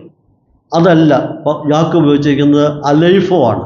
അലൈഫോ എന്നുമ്പോൾ എണ്ണ പുരട്ടി തൂക്കട്ടെ. അത് സാധാരണമായി ചെയ്തു വരുന്ന പ്രാക്ടീസാണ്. അവരുടെ ഇടയിലെ യഹൂദന്മാരുടെ ഇടയിലെ പ്രാക്ടീസാണ് ഇതെന്ന് പറയുന്നത്. മതപരമായി അല്ലെങ്കിൽ ആചാരപരമായി എണ്ണ പൂശി സുഖമാക്കട്ടെ എന്നല്ല യാക്കോബ് പറയും. മറിച്ച് സാധാരണ രീതിയിൽ നിങ്ങൾ ചെയ്യുന്നത് പോലെ അവനെ എണ്ണ പൂശുവീൻ എന്നാണ്. നിങ്ങളുടെ ഇടയിൽ സാധാരണ ചെയ്യുന്ന രീതിയിൽ നിങ്ങൾ അവനെ എണ്ണ പൂശട്ടെ. എന്നാൽ ഔദ്യോഗികമായ നിലയിൽ ആചാരപരമായിട്ടോ മതപരമായോ ചെയ്യുന്ന രീതിയിലല്ല, സാധാരണ നിങ്ങളുടെ ചെയ്തു വരുന്നത് പോലെ നിങ്ങൾ അങ്ങനെ ചെയ്യുവിൻ എന്ന വാക്കാണ് ഉപയോഗിച്ചിരിക്കുന്നത്. അപ്പോൾ ഇതൊരു കൾച്ചറൽ പ്രാക്ടീസാണ്. അവരുടെ ഇടയിൽ ഒരു സാധാരണ നടന്നു വരുന്നായിരിക്കുന്ന ഒരു രീതിയാണ് ഈ എണ്ണ പൂശുക എന്നുള്ളത്. ഇതിന് അവർക്ക് ഉദ്ദേശിക്കുന്നത് ആ വ്യക്തിയോട് കാണിക്കുന്ന ഒരു ബഹുമാനം, ആ വ്യക്തിയോട് കാണിക്കുന്ന ഒരു ആദരവ്, അവനെ ഒന്ന് ഊർജ്ജസ്വലനാക്കുവാൻ വേണ്ടി, സ്നേഹം കൊടുക്കുവാൻ വേണ്ടി ചെയ്യുന്നതായിരിക്കുന്ന ഒരു പ്രത്യേകമായിരിക്കുന്ന രീതിയാണ്. അത് പലയിടങ്ങളായിട്ട് നമുക്ക് കാണാൻ കിട്ടുന്നുണ്ട്. യഹൂദന്മാരുടെ ഇടയിലുള്ള രീതിയാണ് ആ വ്യക്തിയോട് കാണിക്കുന്ന ഒരു സ്നേഹം. അതിൻ്റെ ഒരു അടയാളമായിട്ടാണ് അവർ ചെയ്യാറുള്ളത്. ഇവിടെ അലൈഫോ നാം ഈ വാക്ക് പഠിച്ചു വരുമ്പോൾ പലയിടങ്ങളിലായിട്ട് ഈ രീതി കാണുവാൻ പറ്റുന്നുണ്ട്. നമ്മുടെ കർത്താവായ യേശു ക്രിസ്തു ഒരിക്കൽ പരീശൻ്റെ വീട്ടിൽ കടന്നിരുന്നു. അവൻ്റെ വീട്ടിൽ ചെന്നപ്പോൾ പാപനിയായിരിക്കുന്ന സ്ത്രീ അവിടെ കടന്നു വരുന്നതാണ്. അവൾ എന്ത് ചെയ്യുന്നു? കർത്താവിന് പുറയിൽ നിന്നുകൊണ്ട് അവനെന്ത് ചെയ്യുന്നു? എണ്ണ പൂശുകയും കരയുകയും ഒക്കെ ചെയ്യുന്നുണ്ട്. ഉടനെ പരീശനായിരിക്കുന്ന വ്യക്തി കർത്താവിനോട് ചോദിക്കുകയാണ്, നിന്റെ മുമ്പിൽ നിൽക്കുന്ന ഈ സ്ത്രീ എങ്ങനെയുള്ളവളെന്ന് നിനക്ക് അറിയാമോ? എന്നെ കർത്താവ് അവനോട് പറയുന്നുണ്ട്, ഞാൻ നിന്റെ വീട്ടിൽ വന്നപ്പോൾ നീ എൻ്റെ കാലുകൾ കഴുകിയില്ല, നീ എനിക്ക് ചുംബനം തന്നില്ല, നീ എൻ്റെ തലയിൽ എണ്ണ പൂശിയില്ല, ഇവളെല്ലാം ചെയ്തു. അപ്പോൾ അവരുടെ ഇടയിൽ പാലിക്കുന്ന രീതിയായിരുന്നു അത്. അപ്പോൾ കർത്താവ് പറയാണ്, ഇവൾ എൻ്റെ തലയിൽ എണ്ണ പൂശി, നീ എനിക്ക് എണ്ണ പൂശിയില്ല. അപ്പോൾ കർത്താവിൻ്റെ തലയിൽ എണ്ണ പൂശുന്ന എന്തിനാ? രോഗിയായിരുന്നു കർത്താവ്. രോഗിയായിട്ടല്ലല്ലോ എണ്ണ പൂശുണ്ട്. അപ്പോൾ കർത്താവിൻ്റെ തലയിൽ എണ്ണ പൂശാൻ അറിയുമ്പോൾ എന്താണ്? അവനുള്ളായിരിക്കുന്ന സ്നേഹം, ബഹുമാനം, ഭക്തി, ആദരവ്, അതിൻ്റെ ഒരു സൂചനയായിട്ടാണ് ഈ സ്ത്രീ അത് ചെയ്തത്. ഇനി നമുക്ക് മത്തായിയുടെ സുവിശേഷം 6-ാം അധ്യായത്തിൻ്റെ 17-ാം വാക്യത്തിൽ പ്രകാരം കർത്താവ് പറയുന്നുണ്ട്, നിങ്ങൾ ഉപവസിക്കുമ്പോൾ എന്ത് ചെയ്യണം? തലയിൽ എണ്ണ പൂശി വാതിലടച്ച് അകത്ത് കയറിയിരിക്കണം. അപ്പോൾ ഉപവസിക്കുന്ന ആളെ എന്തിനാ എണ്ണ പൂശുന്നത്? ഫ്രഷ്നെസ് കിട്ടാൻ വേണ്ടി. അപ്പോൾ അവിടെ ആ വ്യക്തി രോഗിയല്ല, സ്വന്തമായ തീരുമാനം എടുക്കുകയാണ് ഉപവസിക്കുക എന്നുള്ളത്. അപ്പോൾ ഉപവസിക്കുമ്പോൾ എണ്ണ പൂശി പ്രാർത്ഥിക്കട്ടെ. അപ്പോൾ രോഗത്തിനല്ല അവിടെ ഉപയോഗിക്കുന്നത്. ഇനിയും കർത്താവിന് എണ്ണ, സുഗന്ധവർഗ്ഗങ്ങൾ പൂശിയായിട്ട് വായിക്കുന്നുണ്ട്. യോഹന്നാന്റെ സുവിശേഷം 11:2 വായിക്കുന്നുണ്ട്. ലാസറിൻ്റെ സഹോദരിയായിരിക്കുന്ന മറിയ കർത്താവിനെ പരിമളതൈലം പൂശിയായിട്ട് വായിക്കുന്നുണ്ട്. ലൂക്കോസ് സുവിശേഷം 10:25-37 വാക്യത്തിൽ കാണുന്നത്, നല്ല ശമരിയക്കാരൻ എന്ത് ചെയ്യുന്നു? അവൻ്റെ മുറിവുകൾക്ക് എണ്ണയും വീഞ്ഞും പാറും. അപ്പോൾ അവിടെ അത് മരുന്നായിട്ട് ഉപയോഗിക്കുക. ബാക്കി ഭാഗങ്ങളിൽ ഒരു ബഹുമാനമായിട്ടും ആദരസൂചകമായിട്ടും ഉപയോഗിക്കുമ്പോൾ നല്ല ശമരിയക്കാരൻ ചെയ്തിരിക്കുന്നത് മുറിവേറ്റ ആളിന് എണ്ണയും വീഞ്ഞും പാർന്ന് കിട്ടുകയാണ്. അപ്പോൾ ചുരുക്കത്തിൽ എണ്ണ പൂശുക എന്ന് പറയുന്നത് യഹൂദന്മാരുടെ ഒരു ആചാരമായിരുന്നു. അത് പ്രധാനമായിട്ട് അവർ ഉപയോഗിക്കുന്നത് ബഹുമാന സൂചകമായിട്ട് ഒരു വ്യക്തിയുടെ ദേഹത്ത് തലയിൽ എണ്ണ പൂശുക. അതേ അർത്ഥത്തിൽ തന്നെയാണ് യാക്കോബ് പറയുന്നത്, ഈ മൂപ്പന്മാർ നിന്റെ വീട്ടിൽ വരുമ്പോൾ നിന്നോടായിരിക്കുന്ന അവരുടെ അകമഴിഞ്ഞ സ്നേഹത്തിൻ്റെയും, നീ വിശ്വാസിയായിരിക്കുന്നു, നിന്നോടായിരിക്കുന്ന സ്നേഹത്തിൻ്റെ ബഹുമാനത്തിൻ്റെ സൂചകമായിട്ട് അവർ നിനക്ക് വേണ്ടി ആദ്യമായി പ്രാർത്ഥിക്കട്ടെ. അതിനുശേഷം സാധാരണ ചെയ്യുന്ന പോലെ അവരെ എണ്ണ പൂശി പ്രാർത്ഥിച്ചിട്ട് വരട്ടെ എന്നാണ് ഇവിടെ കാണുവാൻ കഴിയുന്നത്. അപ്പോൾ യാക്കോബിൻ്റെ വിഷയം എന്ന് പറയുന്നത് അസ്തനോസ് എന്ന് പറഞ്ഞായിരിക്കുന്ന വാക്കാണ് യാക്കോബ് ഉപയോഗിച്ചിരിക്കുന്നത്. ഈ വീക്കായിട്ടുള്ള ബലഹീനരായിരിക്കുന്ന വിശ്വാസിയെ ഉപ്പന്മാർ വന്ന് പ്രാർത്ഥിക്കുകയും എണ്ണ പൂശുകയും ചെയ്യട്ടെ. അതായത് അവന് ഊർജവും ഉന്മേഷവും ധൈര്യവും പകരുവാനായിട്ട് ഈ ഉപ്പന്മാരുടെ സാന്നിധ്യം അവന് പ്രകടമായി തീരട്ടെ. അപ്പോൾ ഉപ്പന്മാരുടെ എണ്ണയാണോ അവനെ വിടുവിക്കുന്നത്, അതവരുടെ പ്രാർത്ഥനയാണ്? പ്രാർത്ഥനയാണ് പ്രധാനപ്പെട്ട വിഷയം. എണ്ണ എന്ന് പറയുന്നത് പ്രാക്ടീസ് മാത്രം. പക്ഷേ ഇവരുടെ സാന്നിധ്യവും പ്രാർത്ഥനയുമാണ് അവനെ വിടുവിക്കുവാൻ ഇടയായിത്തീർന്നത്. അപ്പോൾ ശ്രദ്ധിക്കേണ്ടായിരിക്കുന്ന വിഷയം, പ്രാർത്ഥനയിൽ കൂടെ മാത്രമേ ഒരാൾക്ക് വിടുതൽ ഉണ്ടാവുകയുള്ളൂ. ദീനമായി കിടക്കുന്ന വിശ്വാസിയുടെ വിശ്വാസം വളരെ ശ്രദ്ധേയമാണ്. അവൻ തികഞ്ഞ വിശ്വാസിയാണ്, വിശ്വാസമുണ്ട്. അവനാണ് ആരെ വിളിച്ച് വരുത്തുന്നത്? മൂപ്പന്മാരെ വിളിച്ച് വരുത്തുന്നത്. അവർ വന്നെങ്കിൽ എൻ്റെ പ്രയാസങ്ങൾ മാറും എന്നായിരിക്കുന്നത് പൂർണ്ണമായ വിശ്വാസം. അവരുടെ സാന്നിധ്യം എനിക്ക് വളരെ സഹായമായി തീരും. എന്നാൽ ഈ മനുഷ്യൻ പ്രാർത്ഥിക്കുന്നതായിട്ട് കാണുന്നില്ല. അവൻ വിളിച്ചു വരുത്തുന്നുണ്ട്, പക്ഷെ അവൻ പ്രാർത്ഥിക്കുന്നതായിട്ട് കാണുന്നില്ല. പിന്നെ ആരാ പ്രാർത്ഥിക്കുന്നത്? മൂപ്പന്മാരാണ് പ്രാർത്ഥിക്കുന്നത്. അവരുടെ പ്രാർത്ഥനയാണ് കാണുവാൻ കഴിയുന്നത്. മാത്രമല്ല, ഈ മനുഷ്യൻ മൂപ്പന്മാരുടെ പ്രാർത്ഥന ആഗ്രഹിച്ചുകൊണ്ടാണ് അവൻ വിളിക്കുന്നത്. അപ്പോൾ ഇവിടെ കാണാൻ പറ്റുന്നത് മൂപ്പന്മാർ കാണിച്ച ആ നല്ല മനസ്സ്, അവരെ വിളിച്ചപ്പോൾ പോകുവാൻ ഉള്ളായിരിക്കുന്ന നല്ല മനസ്സ്. അപ്പോൾ ഹൃദയം ശുദ്ധമായിരുന്നു, യാതൊരു മുൻവിധി അവർക്കില്ലായിരുന്നു. സഹോദരൻ വിളിച്ചപ്പോൾ അവന് വേണ്ടി കൂട്ടമായി പോയി പ്രാർത്ഥിക്കുവാൻ കാണിച്ച ആ നല്ല ശുദ്ധമായ ആ മനസ്സ്, അവിടെ ശുദ്ധമായ ഹൃദയം, ഈ സഹോദരൻ്റെ ഉപ്പമാവുള്ളായിരിക്കുന്ന ബഹുമാനവും അവരുടെ ഹൃദയങ്ങൾ തമ്മിൽ നല്ല ആഴമായ ബന്ധമുണ്ടായിരുന്നു, സംശുദ്ധമായ ഒരു ജീവിതം ഉണ്ടായിരുന്നു. ആ ശുദ്ധമായ മനസ്സിൻ്റെ അടിസ്ഥാനത്തിൽ ദൈവം അവിടെ പ്രവർത്തിക്കാൻ തുടങ്ങി എന്നാണ് കാണാൻ കഴിയുന്നത്. അപ്പം ഇവരുടെ പരസ്പരമുള്ളായിരിക്കുന്ന ബന്ധം വളരെ ഊഷ്മളമായിരുന്നു. അപ്പോൾ ബന്ധങ്ങൾ ഊഷ്മളമായിരിക്കണം. ബന്ധങ്ങൾ താർന്നു പോയാൽ നമുക്ക് കാര്യങ്ങൾ മുമ്പോട്ട് പോകുക എന്ന് പറയുന്നത് എളുപ്പമല്ല. നമ്മുടെ ഭൗതിക ജീവിതത്തിലായാലും ആത്മീയ ജീവിതത്തിലായാലും സഭയിലായാലും സഹോദര്യ കുടുംബങ്ങളിലായാലും ബന്ധങ്ങൾ ഊഷ്മളമായിരിക്കുന്നുവെങ്കിൽ നമ്മുടെ മനസ്സ് എപ്പോഴും ശുദ്ധമായിരിക്കും എന്ന് കാണുവാൻ കഴിയുകയാണ്. 15-ാം വാക്യത്തിൽ കടന്നു വരുമ്പോൾ, എന്നാൽ വിശ്വാസത്തോടു കൂടിയ പ്രാർത്ഥന ദീനക്കാരനെ രക്ഷിക്കും, കർത്താവ് അവനെ എഴുന്നേൽപ്പിക്കും, അവൻ പാപം ചെയ്തിട്ടുണ്ടെങ്കിൽ അവനോട് ക്ഷമിക്കും. ഇവിടെ മൂപ്പന്മാരുടെ ഐകമത്യത്തോടെയുള്ള വിശ്വാസത്തോടു കൂടിയുള്ള പ്രാർത്ഥനയ്ക്കാണ് പ്രസക്തി. അവിടെ പ്രാർത്ഥനയാണ് ഏറ്റവും പ്രധാനപ്പെട്ട വിഷയം എന്ന് പറയുന്നത്. അപ്പോൾ മൂപ്പന്മാരുടെ പ്രാർത്ഥന ക്ഷീണിതരായിരിക്കുന്നവരെ മടക്കിക്കൊണ്ടുവരുന്നു. ഇവിടെ മൂപ്പന്മാർ കേവലം ഉപകരണങ്ങൾ മാത്രമാണ്. ആരാണ് സൗഖ്യമാക്കുന്നത്? കർത്താവാണ് സൗഖ്യമാക്കുന്നത്. മനുഷ്യർ ഉപകരണങ്ങൾ മാത്രമാണ്. സൗഖ്യം കൊടുക്കുന്നത് ദൈവമാണ്. അവരെ എഴുന്നേൽപ്പിക്കും എന്ന് പറയുന്ന ഒരു വാക്ക് എഗൈറോ എന്ന് പറയുന്ന വാക്കാണ്. അവരെ റൈസപ്പ്, അവരെ ഊർജ്ജസ്വലരാക്കി തീർക്കുമെന്നാണ് ആ വാക്കിൻ്റെ അർത്ഥം. ടോക്കിടക്കയിൽ നിന്ന് എഴുന്നേൽപ്പിക്കുമെന്നല്ല, അവരെ ഊർജ്ജസ്വലരാക്കി എടുക്കും എന്നാണ് വാക്കിൻ്റെ അർത്ഥം. അതായത് ആത്മീയമായി ക്ഷീണിച്ചിരിക്കുന്നവർക്ക്, മാനസികമായി ക്ഷീണിച്ചിരിക്കുന്നവർക്ക് ഇവരുടെ സാന്നിധ്യവും ഇവരുടെ പ്രാർത്ഥനയും അവരെ ഊർജ്ജസ്വലരാക്കി തീർക്കുന്നു എന്നാണ്, എഴുന്നേൽപ്പിക്കുമെന്നാണ്. അവനെ റെസ്റ്റോർ ഹിം, മടക്കിക്കൊണ്ടുവരുന്നു എന്നാണ്. അപ്പോൾ മടക്കിക്കൊണ്ടുവരുമെന്ന് പറയുമ്പോൾ എങ്ങനെയാണ്? നിരാശയിൽ നിന്നും അവനെ മടക്കിക്കൊണ്ടുവരുന്നു, പ്രയാസങ്ങളിൽ നിന്നും അവനെ മടക്കിക്കൊണ്ടിരുന്നു, അവനെ ഉന്മേഷവനാക്കി തീർക്കുന്നു, അവനെ രക്ഷിക്കുന്നു എന്നാണ്. അപ്പോൾ എണ്ണ പൂശിയുള്ള ആ ഒരു രീതിയല്ല, മറിച്ച് അവർ പ്രാർത്ഥനയിൽ കൂടിയാണ് അവൻ ആത്മീയ ചൈതന്യം ലയിപ്പാനായിട്ട് ഇടയായിത്തീർന്നത്, അവനെ പഴയ ജീവിത സന്തോഷത്തിലേക്ക് മടക്കിക്കൊണ്ടുപോയി ഇടയായിത്തീർന്നത്, അവൻ്റെ ഡിപ്രഷനിൽ നിന്ന് അവനെ കരകയറ്റുവാൻ ഇടയായിത്തീർന്നത് ഇവരുടെ കൂട്ടായിട്ടുള്ള പ്രാർത്ഥനയും സഹകരണവും സാന്നിധ്യമാണ്.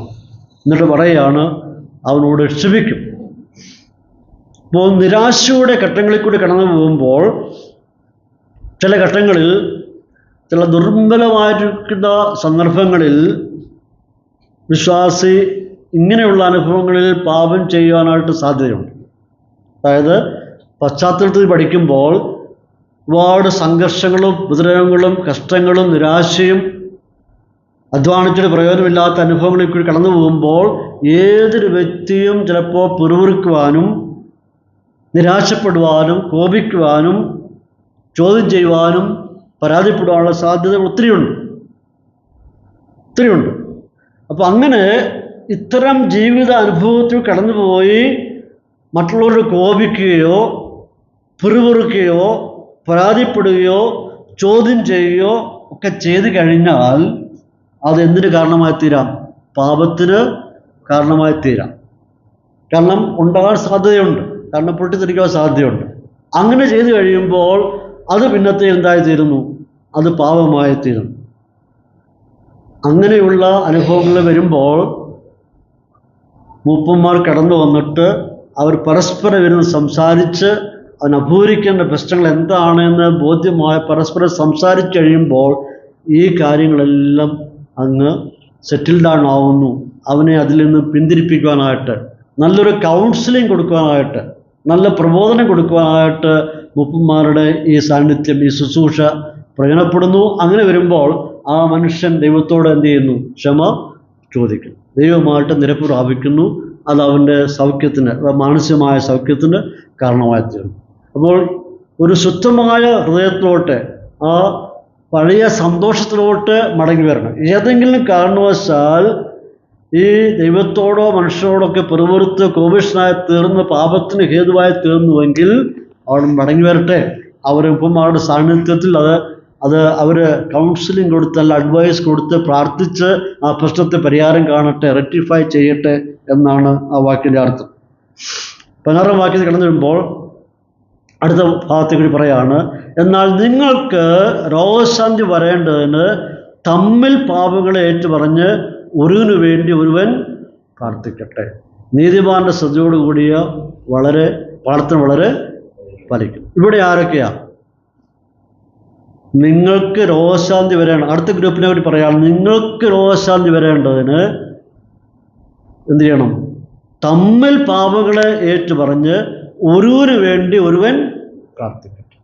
അപ്പോൾ രണ്ടുപേര് കൂടി വരുന്നു, ഒരുവന് വേണ്ടി ഒരുവൻ പ്രാർത്ഥിക്കട്ടെ. 14-15 വാക്യങ്ങളിൽ കാണുന്നത് ഒരാളും മൂപ്പന്മാരും. ഈ വാക്യത്തിൽ രണ്ടുപേർ തമ്മിൽ എന്ത് ചെയ്യണം? പാപങ്ങളെ ഏറ്റുപറഞ്ഞ് ഒരുവന് വേണ്ടി ഒരാൾ പ്രാർത്ഥിക്കട്ടെ. അപ്പോൾ ഒറ്റ വായനയിൽ നമുക്ക് മനസ്സിലാക്കാൻ തോന്നുന്നത്, ഒരാൾ വേറൊരാളോട് തൻ്റെ രഹസ്യഭാവങ്ങൾ തുറന്നു പറയുന്ന പോലെയാണ് നമുക്കവിടെ തോന്നുന്നത്. റോമൻ കാത്തലിക്കരും അവരുടെ ഉപദേശം ഡെവലപ്പ് ചെയ്ത് ഇങ്ങനെയാണ്: പുരോഹിതൻ്റെ അടുത്ത് ചെന്നിട്ട് കുമ്പസാരം നടത്തണം എന്ന് വായിക്കുന്ന ഉപദേശം ഡെവലപ്പ് ചെയ്ത് ഇവിടെ നിന്നാണ്. കടന്നു ചെന്ന് പാവങ്ങളെ ഏറ്റുപറയുക, അങ്ങനെയാണ് കുമ്പസാരം കൂടുകളൊക്കെ ഇടയാത്തിരുന്നത്. ഇവിടെ ആരോടാണ് തെറ്റുകൾ ഏറ്റുപറയേണ്ടത്?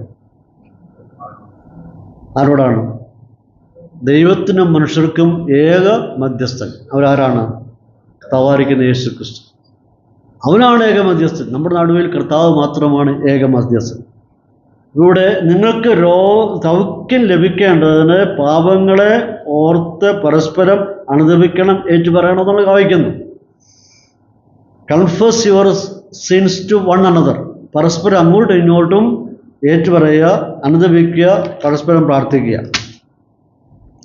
ദാവീദ് 51 സംഖ്യത്തിൽ പറയുന്നുണ്ട്, നിന്നോട് തന്നെ ഞാൻ പാപം ചെയ്തു, നിനക്ക് അനിഷ്ടമായുള്ളത് ഞാൻ ചെയ്തിരിക്കുന്നു, ദൈവത്തോട് അവൻ ക്ഷമ ചോദിക്കുക. ദാവീദ് ദൈവത്തോട് ക്ഷമ ചെയ്തു, നിന്നോട് തന്നെ ഞാൻ പാപം ചെയ്തു. അപ്പോൾ ഇവിടെ നമ്മൾ ചിന്തിക്കേണ്ട വിഷയം, ഈ രണ്ടുപേര് കൂടി വന്നിട്ട് അവർ ചെയ്തു പോയ പാപങ്ങളെ തുറന്ന് സമ്മതിക്കുന്നു, തുറന്നു പറയുന്നു, രണ്ടുപേരും അനുദപിക്കുന്നു, പശ്ചാത്തപിക്കുന്നു, അതിനുശേഷം പരസ്പരം പ്രാർത്ഥിക്കുന്നു. ഇതേ തുടർന്ന് രോഗശാന്തി കിട്ടുന്നു. ഇതാണ് യാക്കോബ് ഉദ്ദേശിക്കുന്നത്. ഇങ്ങനെ ചെയ്യുകയാണെങ്കിൽ നിങ്ങൾക്ക് രോഗസൗഖ്യം കിട്ടും എന്ന്, അങ്ങനെയാണോ യാക്കോബ് ഉദ്ദേശിക്കുന്നത്? ആരോടാണ് പാപം ചെയ്തത്? പാപം ആരോടാ? ദൈവത്തോടാണ് പാപം ചെയ്തിരിക്കുന്നത്. അപ്പോൾ പാപത്തെ ക്ഷമിക്കുന്നത് ആരാണ്? ദൈവം തന്നെയാണ് പാപത്തെ ക്ഷമിക്കേണ്ടി തരേണ്ടത്. രോഗസൗഖ്യം തരുന്നത് ആരാണ്? അതും ദൈവം തന്നെയാണ്. അപ്പോൾ ഇവിടെ യാക്കോബ് പറയുന്നത്, കൺഫസ് ആൻഡ് പ്രേ ടുഗദർ. അനുദപിച്ചിട്ട് പരസ്പരം പ്രാർത്ഥിപ്പീൻ, പരസ്പരം അനുദപിക്കുക, പശ്ചാത്തപിക്കുക, ഏറ്റുപറയുക, പരസ്പരം പ്രാർത്ഥിക്കുക. ഇവിടെ രണ്ടുപേർ തമ്മിലായിരിക്കുന്ന ഒത്തുചേരലാണ്. അത് പരസ്യമാക്കിയിട്ടില്ല, തികച്ചും രഹസ്യമായിട്ടുള്ള ഒരു കൂടിച്ചേരൽ. പരസ്പരം ഏറ്റുപറയുക, പ്രാർത്ഥിക്കുക. ഇവർക്ക് പരസ്പരം പാപങ്ങളെ ക്ഷമിക്കാനുള്ള പറ്റുമോ? അതോറിറ്റി ഉണ്ടോ? ഇല്ല. പരസ്പരം പാപങ്ങൾ ക്ഷമിക്കാനായിട്ട് പറ്റത്തില്ല. അപ്പോൾ ഇവിടെ രണ്ടുപേരും പാപം ചെയ്തു, രണ്ടുപേരും രോഗികളായി തീർന്നു. രണ്ടുപേർക്കും പാപസൗഖ്യം കിട്ടണം, രോഗസൗഖ്യവും കിട്ടണം.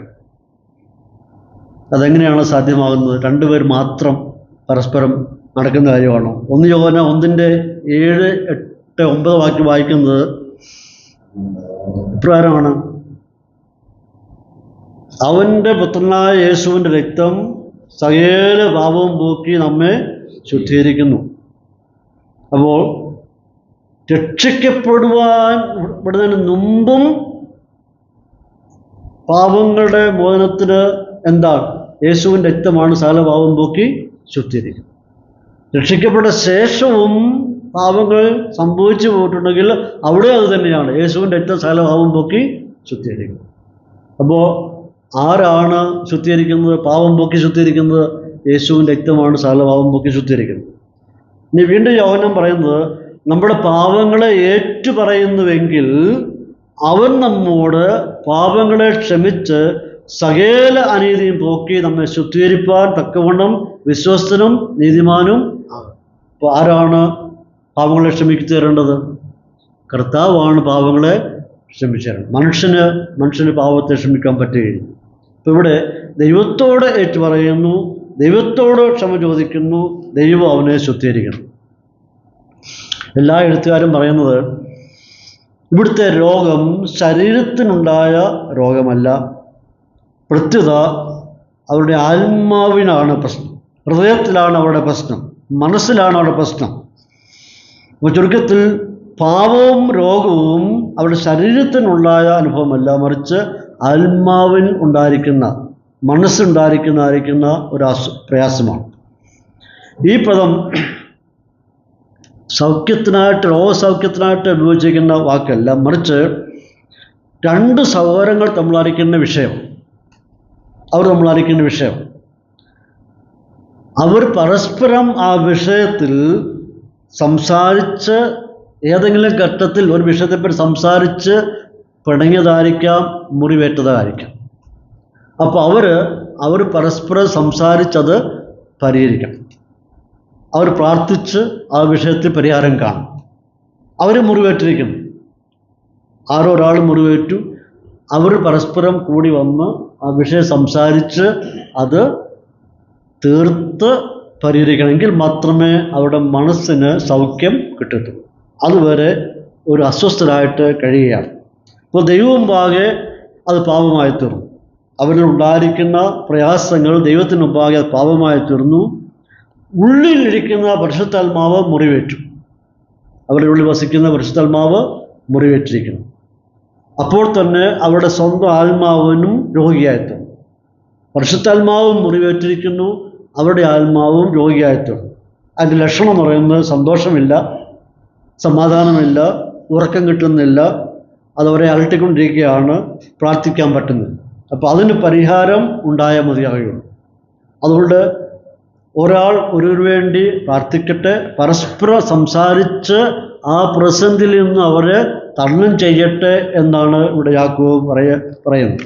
അപ്പോൾ പരസ്പരം കൂടി വരിക, പരസ്പരം പിഴവുകൾ ഏറ്റുപറയുക, പരസ്പരം ക്ഷമ പറയുക, പരസ്പരം ദൈവത്തോട് ക്ഷമ പറയുക, തമ്മിൽ ക്ഷമ പറയുക, അവർ പരസ്പരം ദൈവത്തോടും ക്ഷമ പറയുക.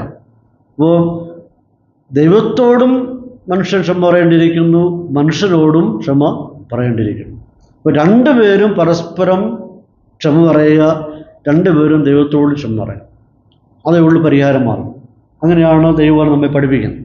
അപ്പോൾ ഏതെങ്കിലും കാരണവശാൽ നാമോ മറ്റുള്ളവരെ മുറിവേറ്റിരിക്കുന്നു അറിയുമ്പോൾ അതിന് പരിഹാരം വരുത്തി സംസാരിച്ച് കഴിഞ്ഞാൽ ആ പ്രശ്നത്തിന് പരിഹാരമായി. ഇങ്ങനെ ചെയ്യുമ്പോൾ തമ്മിലുള്ളായിരിക്കുന്ന പ്രശ്നങ്ങൾക്ക് പരിഹാരമാകും. അങ്ങനെ ചെയ്യുമ്പോൾ ഹൃദയം സൗഖ്യമാകുന്നു, ആത്മാവ് സൗഖ്യമാകുന്നു, പാപത്തെ ദൈവം മറന്നു കളയും. കാരണം ക്ഷമിച്ചു കഴിയുമ്പോൾ ദൈവം അത് മറക്കുകയാണ്. ഇപ്പോൾ രണ്ട് തടസ്സങ്ങൾ മാറണം, നമ്മുടെ ഉള്ളിലായിരിക്കും രണ്ട് തടസ്സങ്ങൾ മാറണം. നാമും ദൈവത്തിനും ഇടയിലായിരിക്കും തടസ്സം മാറണം. രണ്ട്, നാമും സഹവിശ്വാസവും നമ്മളായിരിക്കുന്ന പ്രശ്നങ്ങൾ മാറും. ഈ തടസ്സങ്ങൾ മാറിയെങ്കിൽ മാത്രമേ അതിന് പരിഹാരം ഉണ്ടാവുകയുള്ളൂ. 18-ാം നൂറ്റാണ്ടിൽ ആംഗ്ലിക്കൻ സഭയിൽ നിന്നും, അഥവാ ചർച്ച് ഓഫ് ഇംഗ്ലണ്ട്, ആ സഭയിൽ നിന്നും ഉണർവ് മൂലം പുറത്തു വന്ന സഭയാണ് മെത്തോഡിസ്റ്റ് സഭ. ഈ മെത്തോഡിസ്റ്റ് സഭയുടെ പ്രാരംഭ നേതാക്കന്മാരായിരുന്നു John Wesley, George Whitefield, Charles Wesley. ഇവരൊക്കെ പ്രാരംഭകാല നേതാക്കന്മാരായിരുന്നു. ഇവരുടെ സഭയിലെ പ്രത്യേകത എന്ന് പറയുന്നത് ആഴ്ചയിൽ 2-3 പ്രാവശ്യം അവർ കടന്നു വന്നിട്ട് പരസ്പരം എന്തെങ്കിലും ബലഹീനതയോ പ്രയാസങ്ങളോ ഉണ്ടെങ്കിൽ പരസ്പരം അത് ഇരുന്ന് ചർച്ച ചെയ്ത് പരിഹരിച്ച് പ്രാർത്ഥിച്ച് മടങ്ങിപ്പോകും. മനുഷ്യൻ ആരൊക്കെയെന്നുണ്ട്, ചിലപ്പോഴൊക്കെ ആരെങ്കിലും സംഭാഷണത്തിൽ കൂടിയോ ഏതെങ്കിലും രീതിയിൽ മുറിവേറ്റാൽ അത് പരിഹാരം ഉണ്ടാക്കണമെന്ന് അവർക്ക് നിർബന്ധമായിരുന്നു. അതുകൊണ്ട് അവർ 2-3 ദിവസം കടന്നു വന്ന് അത് പ്രശ്നം പരിഹരിച്ച് മടങ്ങിപ്പോകുന്ന ഒരു രീതി മെത്തോഡിസ്റ്റ് സഭയ്ക്കുണ്ടായിരുന്നു. അപ്പോൾ ഇവിടെ നമ്മൾ കാണാൻ കഴിയുന്നത്, ഒരു കാരണവശാലും ഉള്ളിൽ, പ്രത്യേകിച്ച് സഭാന്തരീക്ഷത്തിൽ കടന്നു വരുമ്പോൾ നമ്മുടെ ഉള്ളിൽ ഒരു പകയും കോപവും ക്രോധവും പരസ്പരം വയ്ക്കാതെ അത് പറഞ്ഞു തീർത്ത് പ്രാർത്ഥനയിൽ കൂടി അത് പരിഹരിക്കണം. അത് നമ്മുടെ ആത്മീയ വളർച്ചയ്ക്ക്, മുമ്പോട്ടുള്ള ജീവിതയാത്രയ്ക്ക് തടസ്സമായി നിൽക്കും. അതുകൊണ്ട് എവിടെയെങ്കിലും ഒരു പരാജയം സംഭവിച്ചു തോന്നുമെങ്കിൽ അതിന് പരിഹാരം വരുത്തേണ്ടത് വളരെ ആവശ്യമാണ്. കർത്താവ് എന്താ പറഞ്ഞത്? നിങ്ങൾ യാഗം അർപ്പിക്കാൻ വരുമ്പോൾ നിന്റെ സഹോദരന് നിന്നോട് വല്ലതും ഉണ്ട് തോന്നുമെങ്കിൽ നീ എന്ത് ചെയ്യണം? യാഗവസ്തു വെച്ചിട്ട് അവനോട് നിരപ്പായിക്കൊള്ളുവിൻ. എങ്കിൽ മാത്രമേ യാഗത്തിൽ ദൈവം പ്രസാദിക്കൂ. അപ്പോൾ വേറെ ആരും പറഞ്ഞു തരേണ്ട ആവശ്യമല്ലത്. നാം തന്നെ നമ്മെ തന്നെ ശോധന ചെയ്യുക. എവിടെയെങ്കിലും ഞാൻ പരാജയപ്പെട്ടിട്ടുണ്ടോ? എൻ്റെ സംസാരങ്ങളിൽ കൂടി ആരെങ്കിലും മുറിവേറ്റിട്ടുണ്ടോ എന്ന് വേറെ ആരും പറയാതെ തന്നെ നാം ശോധന ചെയ്തിട്ട് അതിന് പരിഹാരം വരുത്തി അതിനൊരു സൗഖ്യം വരേണ്ടിയിരിക്കുന്നു. അങ്ങനെ വന്നു കഴിയുമ്പോൾ ആ പ്രാർത്ഥനയ്ക്കും മറുപടി ദൈവം തന്ന് ദൈവം നിങ്ങളോട് ക്ഷമിക്കുന്നു എന്നാണ് ഇതിൻ്റെ അർത്ഥം. 16-ാം വാക്യത്തിൻ്റെ എല്ലാ ഭാഷകളും വരുമ്പോൾ നീതിമാന്റെ ശ്രദ്ധയോടുകൂടിയ പ്രാർത്ഥന വളരെ ഫലിക്കും. രക്ഷിക്കപ്പെട്ട വിശ്വാസികൾ എല്ലാവരും നീതിമാന്മാരാണ്. രക്ഷിക്കപ്പെട്ടപ്പോൾ തന്നെ ദൈവം അവനെ നീതിമാന്മാരാക്കി തീർത്തു. കൃപയാലല്ലോ വിശ്വാസം മൂലം നിങ്ങൾ രക്ഷിക്കപ്പെട്ടിരിക്കണം. അപ്പോൾ നമ്മൾ നീതിമാന്മാരാക്കി തീർത്തിരിക്കുകയാണ്. അപ്പോൾ ദൈവജനം എല്ലാവരും നീതിമാന്മാരുള്ള പദവിക്ക് യോഗ്യരായി തീർന്നിരിക്കുകയാണ്. അപ്പോൾ നീതിമാന്മാരായിരിക്കും വിശ്വാസികൾ പരസ്പരം കാര്യങ്ങൾ പറഞ്ഞു തീരുകയും ക്ഷമിക്കുകയും സമാധാനത്തിലായി തീരുകയും ചെയ്യുമ്പോൾ, അല്ലെങ്കിൽ ഇതിനകത്ത് സഭയിലെ മൂപ്പന്മാരായിരിക്കുന്നവരെ ഉൾപ്പെടുത്തുന്നുവെങ്കിൽ അവരെപ്പറ്റി യാക്കോബ് പറയാനുള്ളത് അവർ ദൈവത്തിൻ്റെ പ്രതിനിധികളാണ്, കർത്താവിന് വിലപ്പെട്ട ദാസന്മാരാണ്. അങ്ങനെ അവർ കഴിക്കുന്ന പ്രാർത്ഥന എന്ത് പ്രയോജനമായിത്തീരുന്നു? വളരെ പ്രയോജനമായിത്തീരുന്നു. അപ്പോൾ ഈ മനുഷ്യനും ബാക്കിയുള്ള എൽഡേഴ്സും ഒക്കെ ചേർന്ന് പ്രാർത്ഥിച്ചു കഴിയുമ്പോൾ, അത് പരിഹാരം വരുത്തി കഴിയുമ്പോൾ ആ പ്രാർത്ഥന വളരെ ഫലിക്കുന്നു എന്നാണ്. അപ്പോൾ പ്രസംഗം പോലെയും എഴുത്ത് പോലെയും പ്രായോഗികമാക്കി തീർത്ത വ്യക്തിയായിരുന്നു യാക്കോബ് എന്ന് പറയുന്നത്. ചരിത്രം പറയുന്നത് യാക്കോബ് ഒരു പ്രാർത്ഥനാ മനുഷ്യനായിരുന്നു. അദ്ദേഹം തനിയെ ദേവാലയത്തിൽ കടന്നു ചെല്ലുകയും മുട്ടുമേൽ നിന്ന് ധാരാളം സമയങ്ങളിൽ നിന്ന് പ്രാർത്ഥിക്കുന്ന മനുഷ്യനായിരുന്നു യാക്കോബ് എന്ന് പറയുന്നത്. അങ്ങനെ യാക്കോബിനെ പറ്റി പറയുന്നത് യാക്കോബിൻ്റെ മുട്ട് എന്ന് പറയുന്നത് ഒട്ടകത്തിൻ്റെ കാലിൻ്റെ മുട്ട് പോലെ തഴമ്പുള്ളതായിരുന്നു. കാരണം ധാരാളം സമയങ്ങളിൽ മുട്ടുമേൽ നിന്ന് പ്രാർത്ഥിക്കുന്ന ഒരു വ്യക്തിയായിരുന്നു യാക്കോബ് എന്ന് പറയുന്നത്. അപ്പോൾ പ്രാർത്ഥനാ ജീവിതമുള്ളവനും പ്രാർത്ഥനയുടെ പ്രസക്തിയും പ്രാർത്ഥനയുടെ പ്രാധാന്യവും നന്നായിട്ട് അനുഭവിച്ചറിയുന്ന വ്യക്തിയായ യാക്കോബ് പറയുകയാണ്, നിങ്ങളുടെ മുമ്പിൽ ഒറ്റ വഴിയേ ഉള്ളൂ, ഒരു വേ ഔട്ടേ ഉള്ളൂ, പ്രാർത്ഥനയിൽ സമയങ്ങൾ ചെലവിടുക, മറ്റുള്ളവർക്ക് വേണ്ടി പ്രാർത്ഥിക്കുക, വിശ്വാസികൾക്ക് വേണ്ടി പ്രാർത്ഥിക്കുക, പ്രാർത്ഥനാ വീരന്മാരായിട്ട് നിങ്ങൾ വരണം എന്നാണ് യാക്കോബ് പറയുക. അപ്പോൾ ശ്രദ്ധയോടുകൂടിയ പ്രാർത്ഥന വളരെ ഫലിക്കുന്നു. എഫക്റ്റീവ് പ്രയർ വളരെയധികം ഫലിക്കുന്നെന്നാണ്. ആരുടെ പ്രാർത്ഥനയാണ്? നീതിമാന്റെ ശ്രദ്ധയോടുകൂടിയ പ്രാർത്ഥന വളരെ ഫലിക്കും. അതായത് വിശുദ്ധനായ നീതിമാനായ ഒരാളുടെ ശക്തിയേറിയ പ്രാർത്ഥന വളരെ കാര്യങ്ങൾ സാധ്യമായി കിട്ടുവാൻ ഇടയാകും. ഇപ്പോൾ ദൈവമക്കളുടെ പ്രാർത്ഥന വളരെയധികം പ്രയോജനമായിത്തീരുന്നു, ഫലിക്കും എന്നാണ് പറയുന്നത്. അതിന് ഉദാഹരണമായിട്ട് യാക്കോബ് ഒരു വ്യക്തിയെ പഴയ നിയമത്തിലും കൊണ്ടുവരികയാണ്. 17-18 വാക്യത്തിൽ ഏലിയാവ് നമുക്ക് സമസ്വഭാവമുള്ള മനുഷ്യനായിരുന്നു എന്ന് വെച്ചാൽ നമ്മളെപ്പോലെ തന്നെ ആയിരുന്നു. ആര്? ഏലിയാവ്. വേറെ വ്യത്യാസമൊന്നുമില്ല, നമ്മെപ്പോലെ തന്നെയായിരുന്നു ഏലിയാവ്.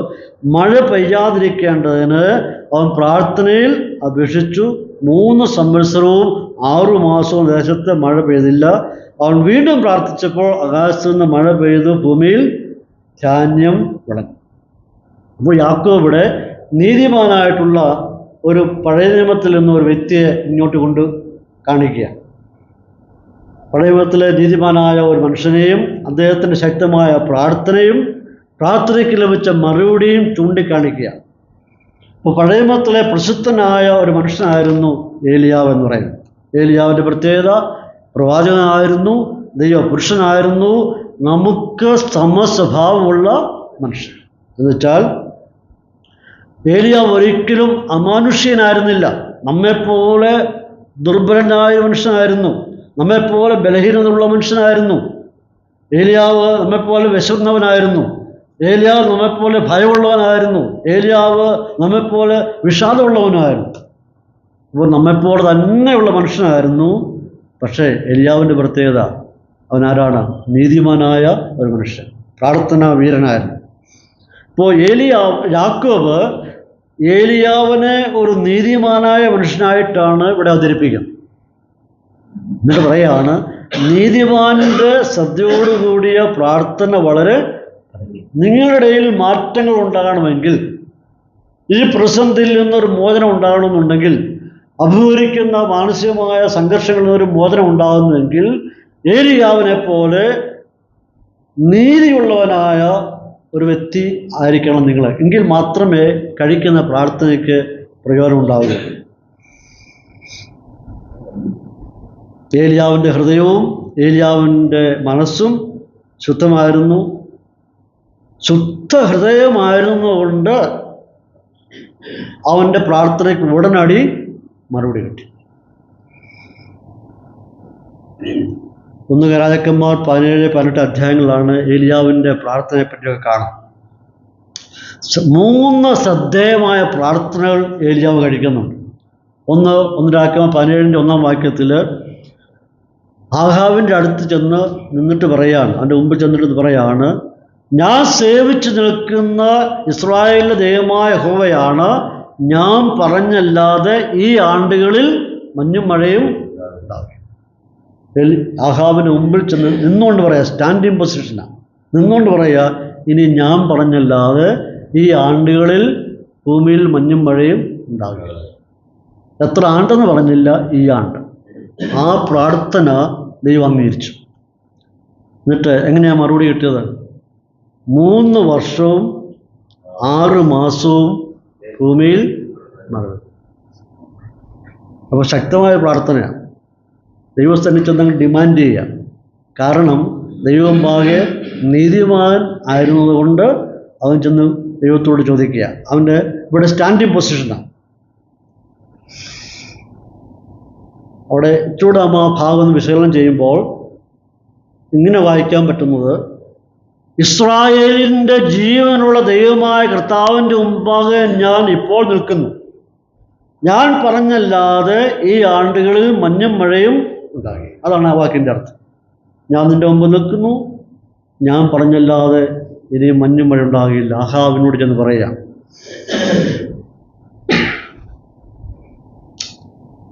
രണ്ടാമത് 1 രാജാക്കന്മാർ 18-ാം അധ്യായത്തിൽ 24-ാം വാക്യത്തില രണ്ടാമത്തെ പ്രാർത്ഥന, കർമ്മേൽ പർവ്വതത്തിന് മുകളിൽ ചെന്നുകൊണ്ട് അവിടെയും സ്റ്റാൻഡിങ് പൊസിഷനാണ്. ബാലിൻ്റെ പ്രവാചകൻ ഏറ്റുമുട്ടുക. അവിടെയാണ് ശക്തമായ ഒരു പ്രാർത്ഥന ഏലിയാവ് കഴിക്കുന്നത്.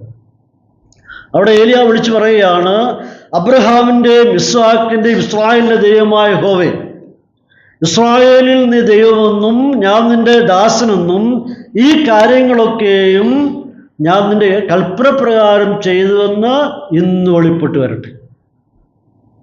അവിടെ നിന്നുകൊണ്ട് ശക്തമായ പ്രാർത്ഥന ഏലിയാവ് പ്രാർത്ഥിക്കുക.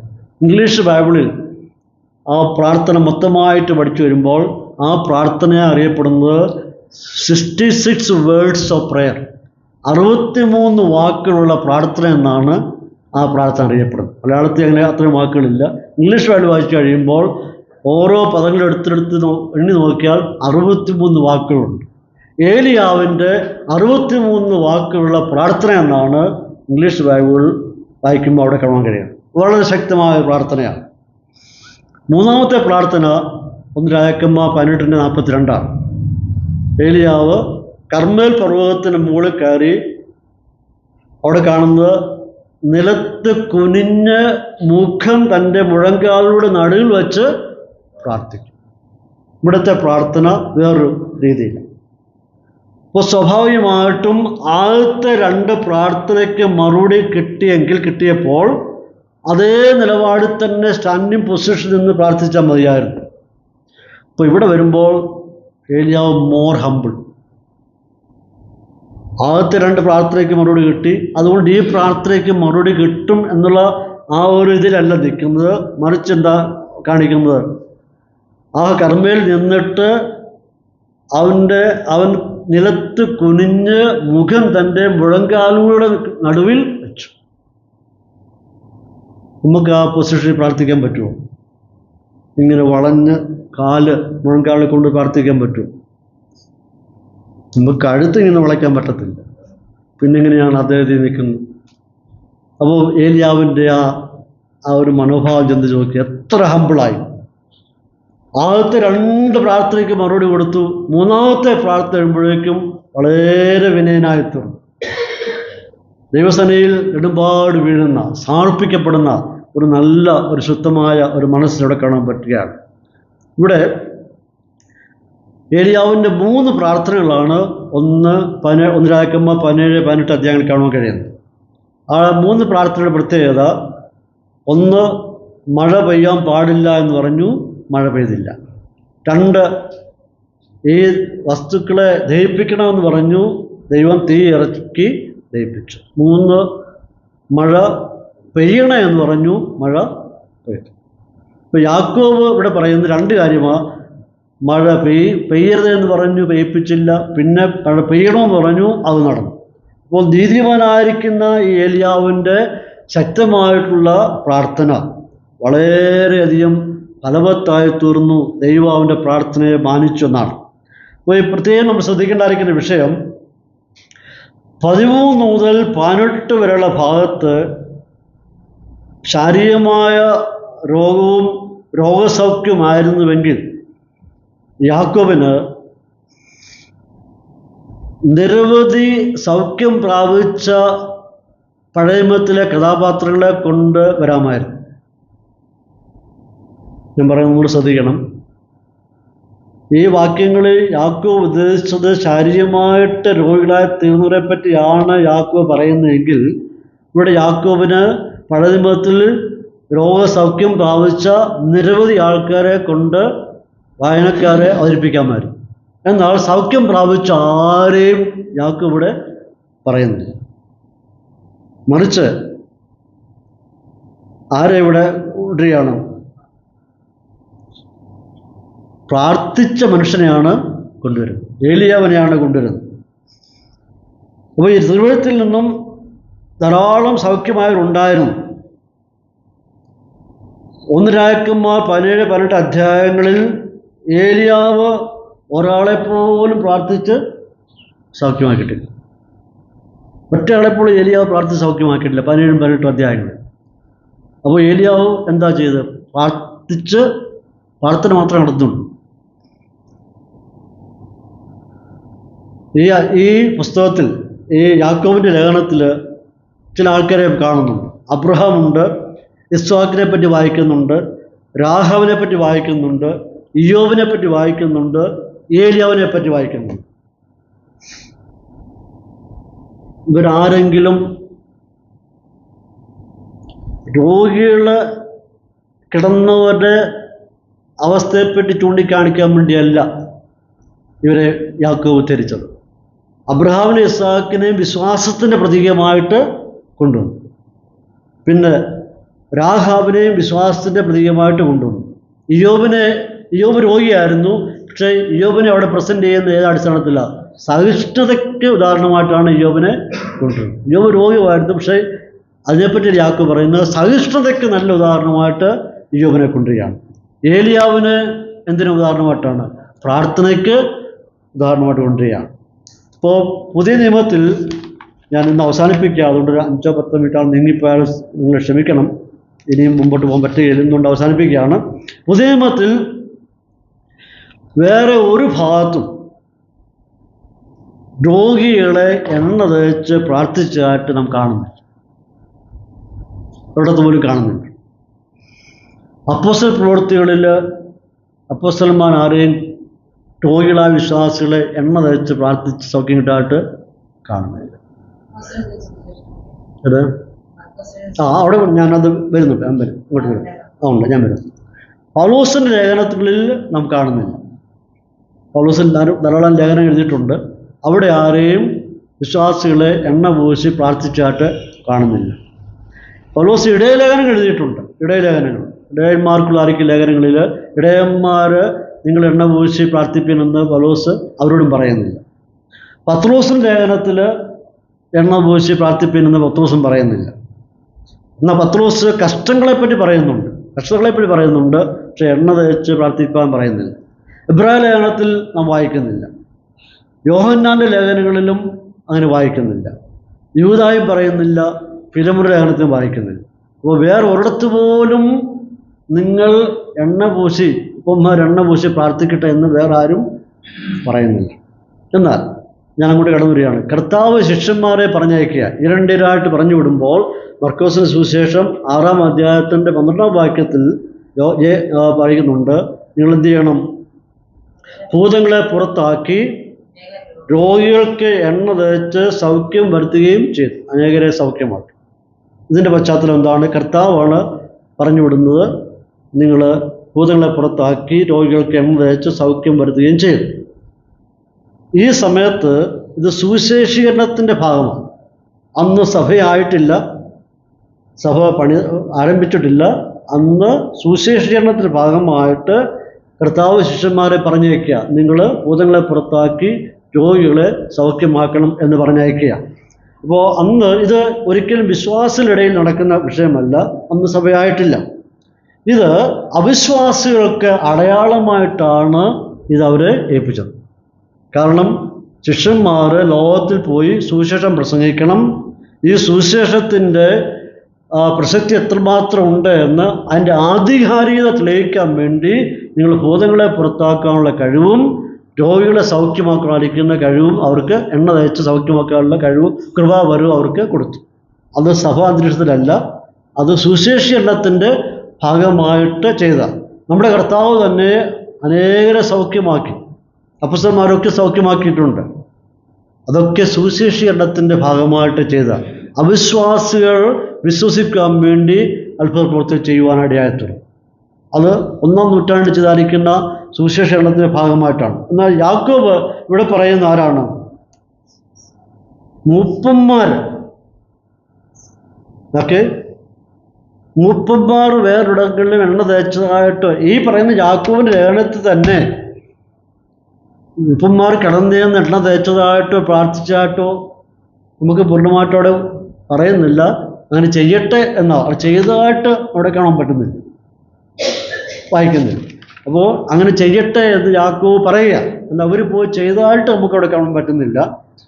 ഇത് മർക്കോസ് സുവിശേഷം 6-ാം അധ്യായത്തിൻ്റെ 12-ാം വാക്യത്തിലാണ് കർത്താവ് ശിഷ്യന്മാരെ പറഞ്ഞയക്കുമ്പോൾ അവർക്ക് കൊടുത്തിരിക്കുന്ന ഒരു വരമാണ്, നിങ്ങൾ ചെയ്യുവിൻ. എന്താണ് അതിനു വേണ്ടി ചെയ്തത്?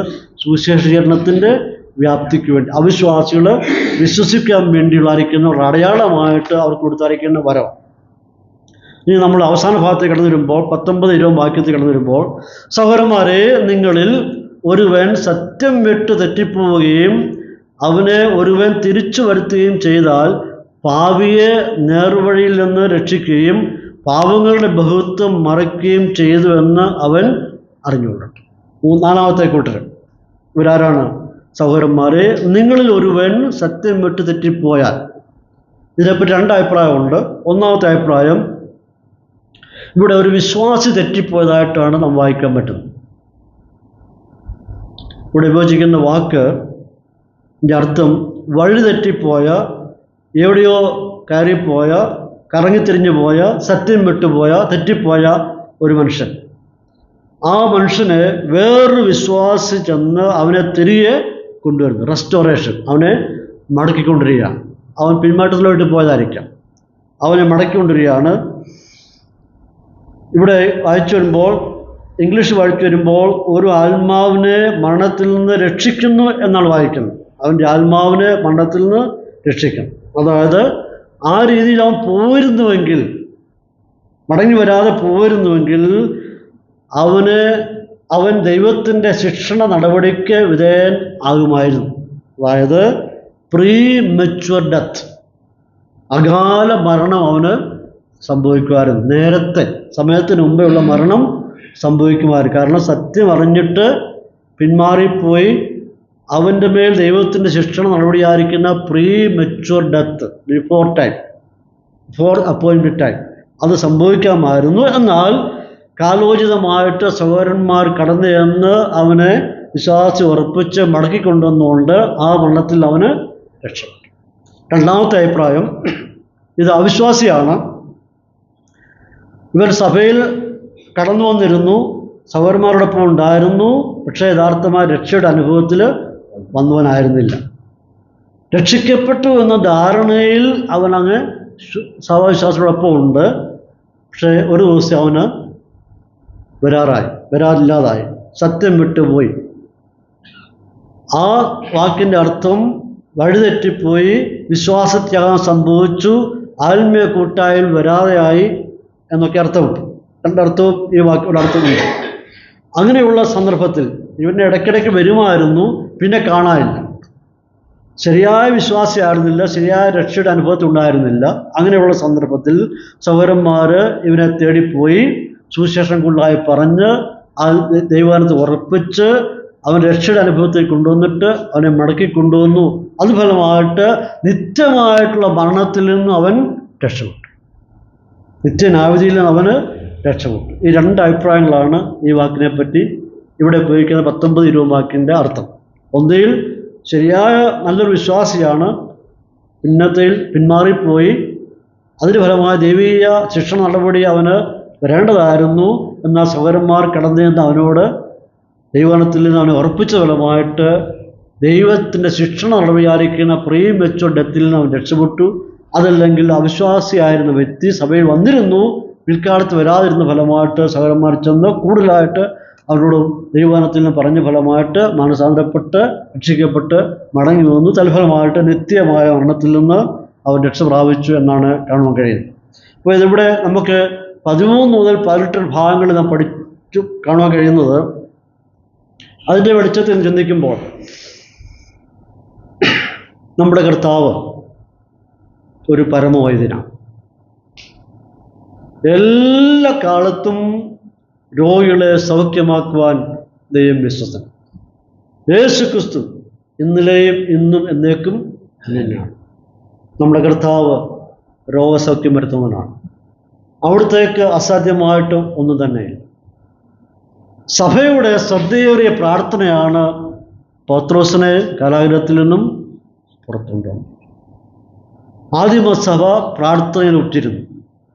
നാം പ്രാർത്ഥിക്കുന്നവരാണ്, പിന്മാറ്റക്കാരെ ഓർത്ത് പ്രാർത്ഥിക്കുന്നുണ്ട്, എല്ലാത്തരെ ഓർത്ത് പ്രാർത്ഥിക്കാറുണ്ട്, രോഗികളെ ഓർത്ത് പ്രാർത്ഥിക്കാറുണ്ട്. തീർച്ചയായിട്ടും സഭ കഷ്ടപ്പെടുന്ന, ഭാരപ്പെടുന്ന, രോഗികളായിരിക്കുന്ന, ശാരീരികമായിട്ടും മാനസികമായിട്ടും രോഗാവസ്ഥ കടന്നു പോകുന്നവരെ ഓർത്ത് പ്രാർത്ഥിപ്പാൻ കടപ്പെട്ടവരാണ്. അപ്പോൾ സഭയുടെ ശ്രദ്ധയേറിയ പ്രാർത്ഥനയാണ് ഒരാളെ സൗഖ്യമാക്കുന്നത്. നമ്മുടെ ഇടയിൽ അറിഞ്ഞോ കേട്ടോ ആരെല്ലാം ഇവിടെയെല്ലാം രോഗികളായി ഭാരപ്പെടുന്നുവെങ്കിൽ ഒരു മെസ്സേജ് കിട്ടിയാൽ ആത്മാർത്ഥമായി നമ്മോരെ ഓർത്ത് പ്രാർത്ഥിക്കേണ്ട ആവശ്യമാണ്, പ്രാർത്ഥിക്കേണ്ട വളരെ ആവശ്യമാണ്. അപ്പോൾ നമ്മുടെ കർത്താവ് എല്ലാ കാലത്തും രോഗികളെ സൗഖ്യമാക്കാൻ ശക്തനാണ്. അവനെക്കൊണ്ട് അസാധ്യമായിട്ടൊന്നുമില്ല. അപ്പോൾ നമ്മുടെ ശ്രദ്ധയേറിയ പ്രാർത്ഥനയാണ് ഏതൊരു വ്യക്തിയുടെയും ജീവിതത്തിൽ മാറ്റം ഉണ്ടാകുവാൻ ഇടയായിത്തീരുന്നത്. അത് പക്ഷെങ്കിൽ ഡോക്ടർമാർക്കൂടെ ആയിരിക്കാം, അല്ലാതെ ആയിരിക്കാം. ഇതിൻ്റെ പുറകിൽ പ്രവർത്തിക്കുന്നത് ദൈവത്തിൻ്റെ കരമാണ്. നാം മനുഷ്യരിലൊക്കെ ആശ്രയിക്കാറുണ്ടെങ്കിൽ തന്നെയും ദൈവത്തിൻ്റെ കരമാണ് പ്രവർത്തിക്കുന്നത്. നാം രോഗിയോത്ത് പ്രാർത്ഥിക്കുമ്പോൾ അവൻ കഴിക്കുന്ന മെഡിസിന് പ്രയോജനമായി തീരണം, അവൻ്റെ സർജറി വിജയമായി തീരണം, ആന്തരികമായ പ്രശ്നങ്ങൾ മാറണം. ഇതൊക്കെയാണ് നാം പ്രാർത്ഥിക്കുന്നത്. അപ്പോൾ കഴിഞ്ഞ കാലങ്ങളിലൊക്കെ നാം അനേകരോർത്ത് പ്രാർത്ഥിച്ചു വരികയാണ്. എന്നാൽ ഇവിടെ നിന്ന് പഠിക്കാൻ പറ്റുന്ന വിഷയം, നാം പ്രാർത്ഥിക്കുന്നവരാണെങ്കിൽ ഏലിയാവിനെ പോലെ സംശുദ്ധമായിട്ടുള്ള നീതിമാനായിട്ടുള്ള ഒരു പ്രാർത്ഥന മനുഷ്യനായിത്തീരണം. ആരിതിലേക്ക് നിങ്ങൾ വരണം എന്നാണ് ഏലിയാവിനെ ഇവിടെ പ്രസൻറ്റ് ചെയ്തുകൊണ്ട് യാക്കോബ് ഉദ്ദേശിക്കുന്നത്.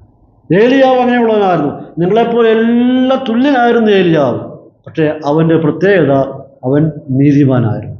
അങ്ങനെ നീതിമാനായി തീർന്ന, നീതിയുള്ളായിരിക്കുന്ന സംശുദ്ധമായ ഹൃദയത്തിൻ്റെ ഉടമയായി തീർന്നാൽ നിങ്ങൾ കഴിക്കുന്ന പ്രാർത്ഥന ഏറ്റവും പ്രയോജനമായി തീരുമെന്നാണ് യാക്കോബ് പറയുന്നത്. അതുകൊണ്ട് കഴിഞ്ഞ കാലങ്ങളിൽ നാം അനേകരോർത്ത് പ്രാർത്ഥിച്ചുകൊണ്ടിരുന്നു. വീണ്ടും നാം ദൈവമക്കളെ ഓർത്ത് പ്രാർത്ഥിക്കണം, പ്രാർത്ഥന തുടരണം. പ്രാർത്ഥന വളരെ പ്രയോജനമാണ്. പ്രാർത്ഥനയാണ് ഏതൊരു വ്യക്തിയും ജീവിതത്തിൽ മാറ്റം ഉണ്ടാകുന്നത്. പ്രാർത്ഥന തീർച്ചയായിട്ടും ഒരു രോഗിയെ സൗഖ്യപ്പെടുത്തുവാൻ ഇടയായിത്തീരും. അത് മാനസികമായാലും ശാരീരികമായിട്ടും ദൈവം പ്രവർത്തിക്കുന്നുവെന്ന് യാതൊരു തർക്കവുമില്ല. ദൈവമായ കർത്താവ് നമ്മളെവരെയും സഹായിക്കുകയും അനുഗ്രഹിക്കുകയും ചെയ്യുമാറാകട്ടെ.